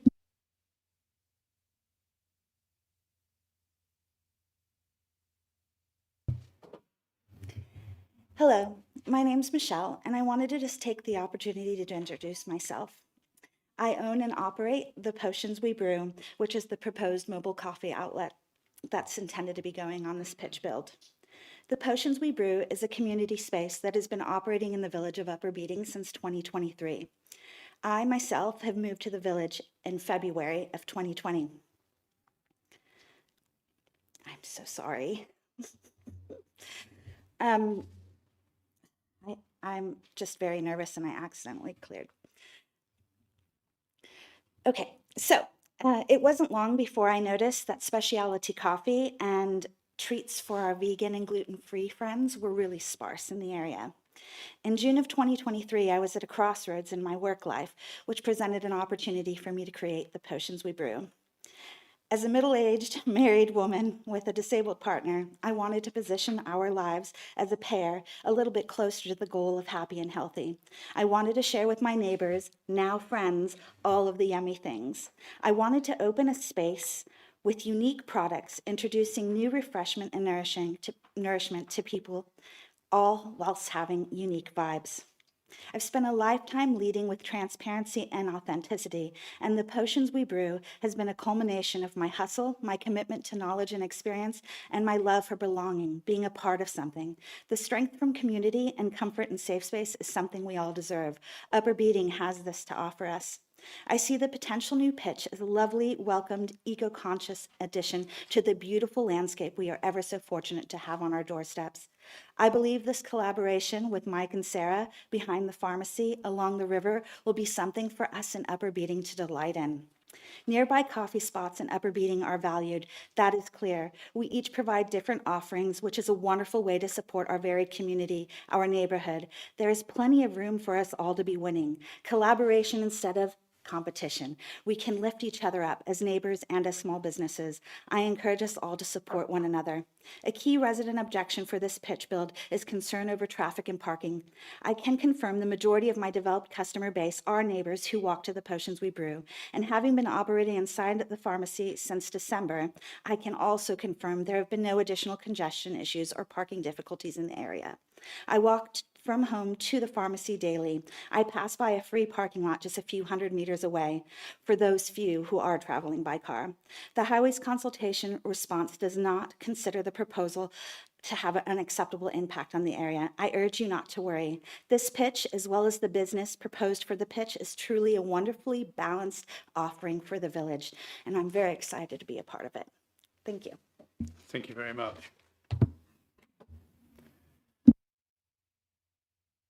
Would now like to invite Mike Slater, and you have 3 minutes. Thank you.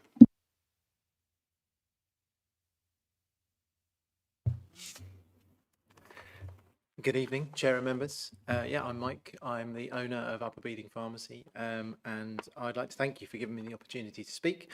I'd also like to say that I value the process that we've seen tonight. It's really clear and transparent, and I think that's wonderful. I just wanted to add my context to the proposal a little bit. It's really about helping Michelle relocate an established business that is local at its heart. Something that people in the village already know and use, and the intention here is simply to allow that to continue rather than introducing something new or drawing trade away from it elsewhere. In terms of the site itself, the paddock, as we refer to it, already has implemented permission for occasional outdoor theatre and similar uses. The coffee outlet sits quite naturally alongside that, providing a small supportive function for those events and for people already using the Riverside Path. From my point of view, what's been particularly reassuring is that the key consultees have reviewed the application and are satisfied. Highways, environmental health, conservation and drainage have all looked at this in detail and raised no objections. The officer's report also sets out clearly how the proposal fits with policy, particularly in terms of supporting a small local business while remaining modest in scale and appropriate to its setting. I do understand that there have been some concerns raised, but many of these seem to have been addressed through the processes that have already happened, and the proposal itself remains quite limited in its impact. I appreciate that members will come to their own decision, but from my perspective, this feels like a sensible, small-scale proposal that supports the local economy and fits comfortably with what has already been established on the site. So thank you very much again for your time. Thank you very much. Do any members want clarification on any points raised? Yes, Councillor Knoll. Thank you, Chairman. I have to declare that I'm a ward councillor. Does that mean I can't vote on this? Yes. It does, doesn't it? You know that very well, Councillor Knoll. So, but I can speak. Thank you. You can. I'm going to be very brief, though. Is that it? No. Oh, okay, sorry. Okay, please carry on, Councillor Knoll. Okay. We did actually, Planning South allowed a very, very similar application a few years ago on the 283, which is on the bypass where South Downs Way crosses the road, the 283, and then proceeds down and crosses a bridge across the river. And the committee were very happy to allow that.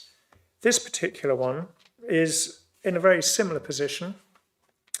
And we as a council, through Wilder Horsham District, like to support the river walks going along, and this is right on the river walk, and it'll encourage users to walk down the riverbank down towards the cement works and Shoreham.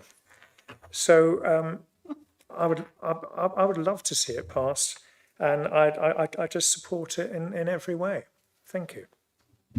Thank you. We jumped ahead there, but let's Councillor Trollope, then I'll come to you, Councillor Croker. I'll keep my remarks very short. I wanted to congratulate the first speaker for getting over her nerves. I thought she gave a rather compelling reason to further support it. I already did support it, just based on the reading of it. And I am a kayaker, or I was a kayaker, and I would maybe one day look forward to stopping by and enjoying a coffee. So I'm happy to support this. I couldn't find any reason not to do so. Thank you. Thank you very much. Councillor Croker. Thank you, Chair. I'm also a local member, so I won't be voting on this. When I first saw the application, I did have some concerns purely because of its proximity to the national park and what effect it would have on the setting of the park.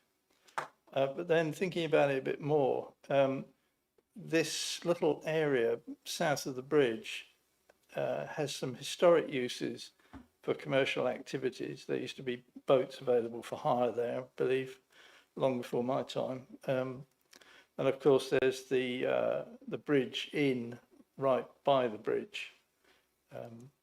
So on balance, I think it is a welcome addition to Upper Beeding and the local commerce.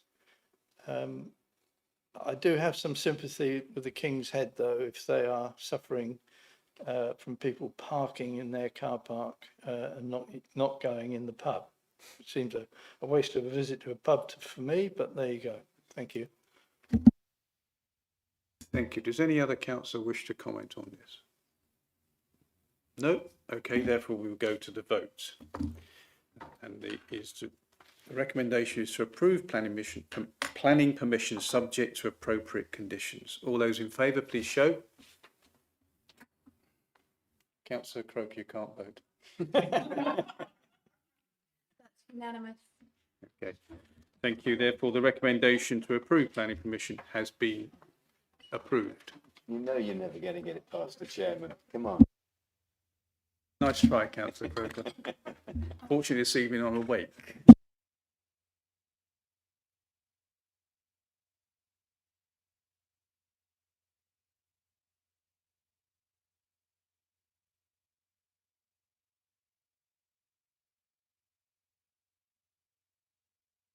Okay, moving on to item number 9, which is DC 20. Excuse me, DC. Get it right. DC 260019 for Silver Lane, Billingshurst. Could the officer please make the presentation? Chair, you're either going to have to excuse me or give us a 5-minute break.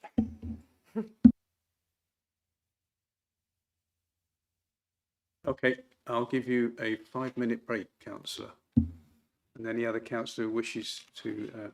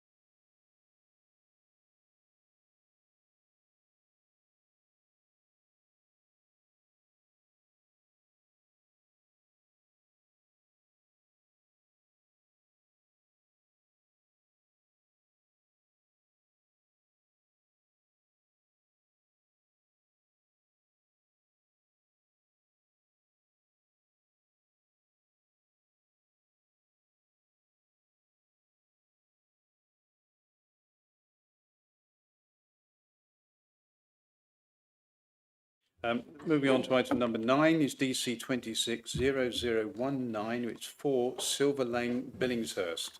Please could the officer make a presentation to committee? Thank you. Yes, thank you, Chair. So this application seeks householder permission for the erection of a front porch extension and alterations to the front roof line. So the application site is shown by the red line here, and it's located within the built-up area of Billingshurst. The application site is located within a residential area comprising large detached dwellings with reasonable sized gardens. And as shown by the block plan here, the proposed extension would be positioned to the front of the dwelling, shown at the top of the screen there.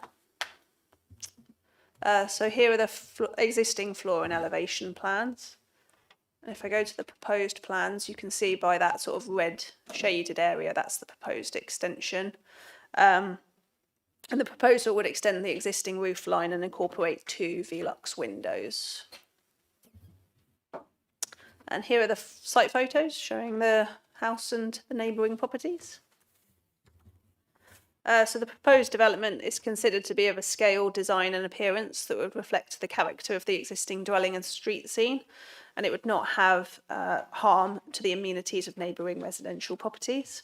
So for these reasons, the proposal is recommended for approval, subject to the conditions outlined within section 7 of the committee report. Thanks. Thank you very much. There's no registered speakers. Any member wishing to comment on this particular application? Okay, therefore, I shall go straight to the vote. And the recommendation is to approve planning permission subject to appropriate conditions. All those in favour, please show.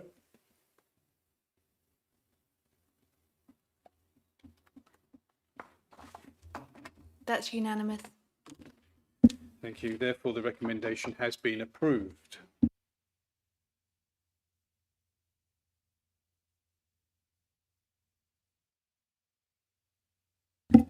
Helps if I put the microphone on, doesn't it? DC 251531, which is Haynes, Littleworth Lane, Partridge Green. Could the officer please make a recommendation to committee? Thank you. Thank you, Chair. So the application seeks full planning permission for the erection of a 2-storey detached dwelling, along with the creation of a new vehicle access and driveway. So the application site, as shown by the red line, is located to the east of Littleworth Lane. The site currently comprises part of the residential curtilage of Haynes and is located to the rear of a ribbon of residential development. So the application site is located to the east of the designated Grade 2 listed building known as Haynes, which is defined by the orange star. The site is located within a ribbon of residential development that currently comprises the unclassified settlement of Littleworth. The site is, however, located within the secondary settlement boundary as proposed under the draft local plan. This is defined by the blue dash line shown here. And the secondary settlement is, however, yet to be adopted, and the site remains within the countryside in policy terms. So the proposal would involve the subdivision of the existing curtilage serving Haynes, where the proposed 2-storey detached dwelling would be located centrally and oriented to face west. The existing trees within the site would be retained, albeit that the submitted arboricultural report recommends some minor works to accommodate the development. So here are the proposed floor plans and elevations. The proposed dwelling is considered to be modestly sized and would be subservient to the frontage dwelling of Haynes. The design and appearance of the proposed dwelling is considered to relate sympathetically to the character of the wider surroundings, with the siting of the proposal not considered to result in harm to the amenities of nearby residential properties and users of land. And the conservation officer has raised no objection to the proposal. So here are the site photos showing the immediate context of the site, including views into the site from Littleworth Lane and past Haynes, which is shown in those bottom 2 photos there. So the application seeks full planning permission for the erection of a 2-storey detached dwelling and associated access. The proposal is located outside of any designated built-up area boundary and is therefore located within the countryside where development is more strictly managed. The council are currently unable to demonstrate a 5-year housing land supply where the tilted balance under paragraph 11D of the MPPF applies. The proposal would result in infill development where the site is located within an existing ribbon of residential development contained within the unclassified settlement of Littleworth. It is, however, recognised that Littleworth is proposed to be designated as a secondary settlement through the draft local plan. While the proposed development would be in conflict with the spatial strategy for housing, the proposal would be an infill within the existing ribbon of residential. Previous planning decisions within proximity of the site have considered Littleworth to be of a reasonable distance to the medium village of Partridge Green, where future occupiers would have access to a range of facilities and services alongside good transport links to other settlements where necessary. In weighing these matters, it is considered that the harm afforded by the conflict with policies 2, 3, 4 and 26 of the HDPF would not significantly or demonstrably outweigh the benefits of providing the additional dwelling in this location, and the development is therefore recommended for approval, subject to conditions outlined within section 7 of the committee report. Thank you. Thank you. There are no registered speakers on this particular item, so moving straight to debate. Does any councillor wish to comment on this particular one? Councillor Lambert, yes. Thank you, Chairman. As the local ward member, I know this and I know the area. And my only concern is that at 3.2, our arboricultural officer is worried about the oak T9.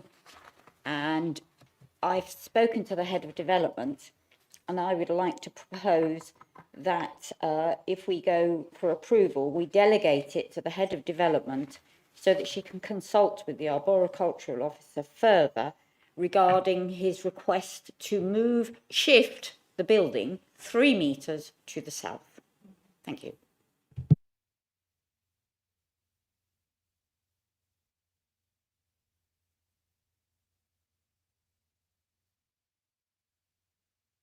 I will come back to you in a moment, Councillor Lambert.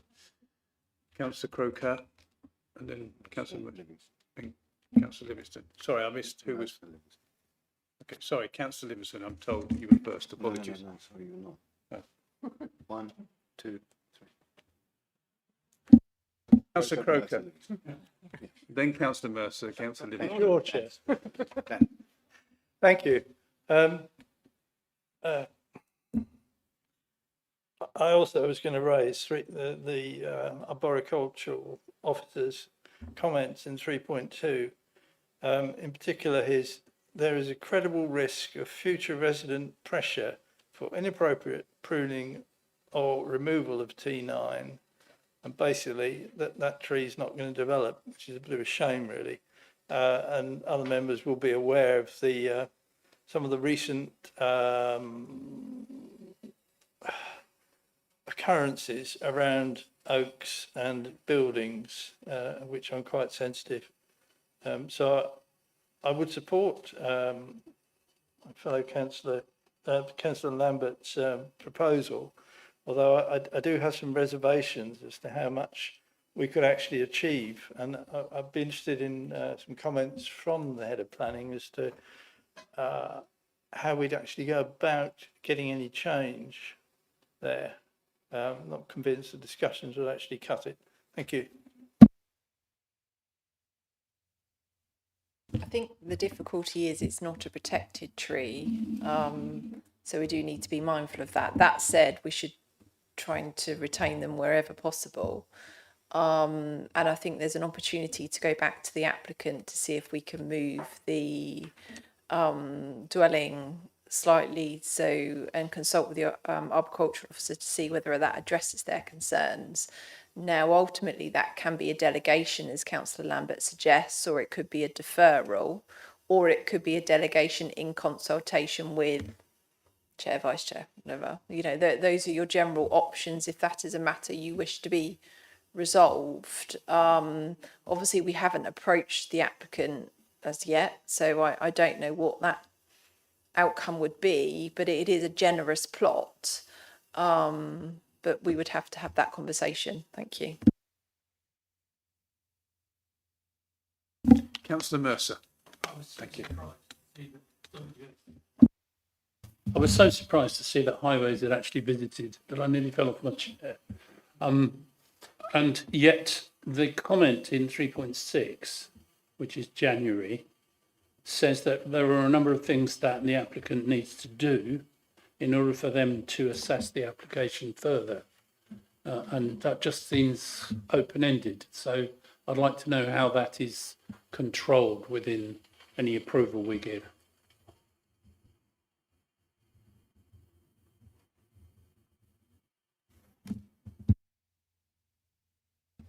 Yes, so condition 6 is a preoccupation condition, and it requires that they achieve the visibility displays that are quoted within the highways response. Councillor Livingston. Mine's just trying to get a little bit of information. Now, when we were putting together our neighbourhood plan back in 2015 for the Duthurst parish, we put some allocations, initially put allocations behind other houses similar to this, and we were told by the planning inspectorate that to remove them because they were backyard development. Is that changed now?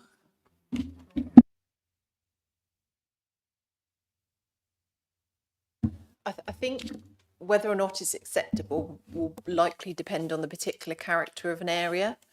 In this instance, this is actually part of an existing residential curtilage. So it's the subdivision of an existing plot. It's not creating further development behind the existing lawful residential land. And there are other examples of kind of dwelling set back. So it will entirely depend on what the character of the area is and what the use of that land is at the moment. It's not a blanket yes, no. You would have to consider the particular circumstances. Councillor Trollope, and then I will come to you, Councillor Vickers. Further to the point made about moving the house, I would just recommend or suggest that perhaps we could talk to the arboricultural expert and other alternatives might be viable, such as a root barrier or other methods, just to leave it to them to decide. So, but otherwise, I do support the idea of moving the house 3 meters if that's viable and would give a meaningful extra protection to the trees. Okay, Councillor Vickers. Sorry if this is repeating what's already been said. I'm happy to support delegation to approve subject to trying to negotiate moving the house. But if the applicant refuses to move the house, it won't need to come back to committee. It depends on what your resolution is, what your alternative motion is, Councillor Vickers. As I set out, there are varying alternative motions depending on what you seek to achieve. You could delegate it approval subject to moving the house, and therefore if it doesn't do that, you bring it back. You can defer it. You can defer it in consultation with, or delegate it in consultation with, and then obviously if the chair, vice chair, or whoever is not happy, you could bring it back. So I think there are, if it's a case of if it's not moved, you wish it to come back, then you can be clear within your alternative motion, and that's what you are seeking. I'm happy to support that proposal, Chairman. Thank you. Could I just say? Yeah. I think if we do that, we also have to make sure that we get all the evidence we need from the tree officer. That it actually has to be moved. Yeah. It's clearly stated, it says, if built as proposed, T9 will never reach its full potential as a landscape and visual amenity feature. Consideration should therefore be given to increasing the separation distance between T9 and the new dwelling. This could reasonably be achieved by shifting the building 3 metres to the south.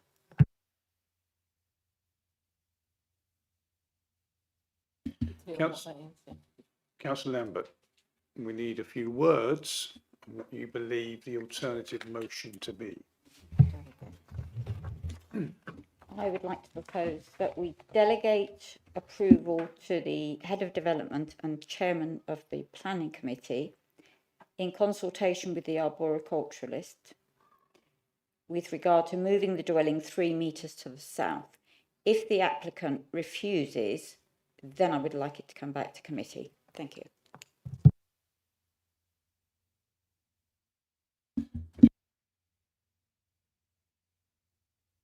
Are members clear on that particular motion? Yes. Do I have a seconder for that? Okay, no. I'm happy to second that. Okay, thank you. All those in favour of the motion?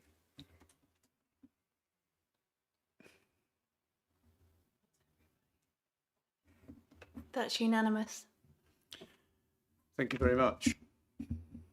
Moving on to the last item on the agenda, which is urgent business, the one you've been waiting for. Finally, I'd like to thank the officers for their presentations and guidance this evening, and members for your involvement and contribution, and wish you all a safe journey home. And at 19:55, I bring the meeting of the Planning Committee to a close, and thank you very much.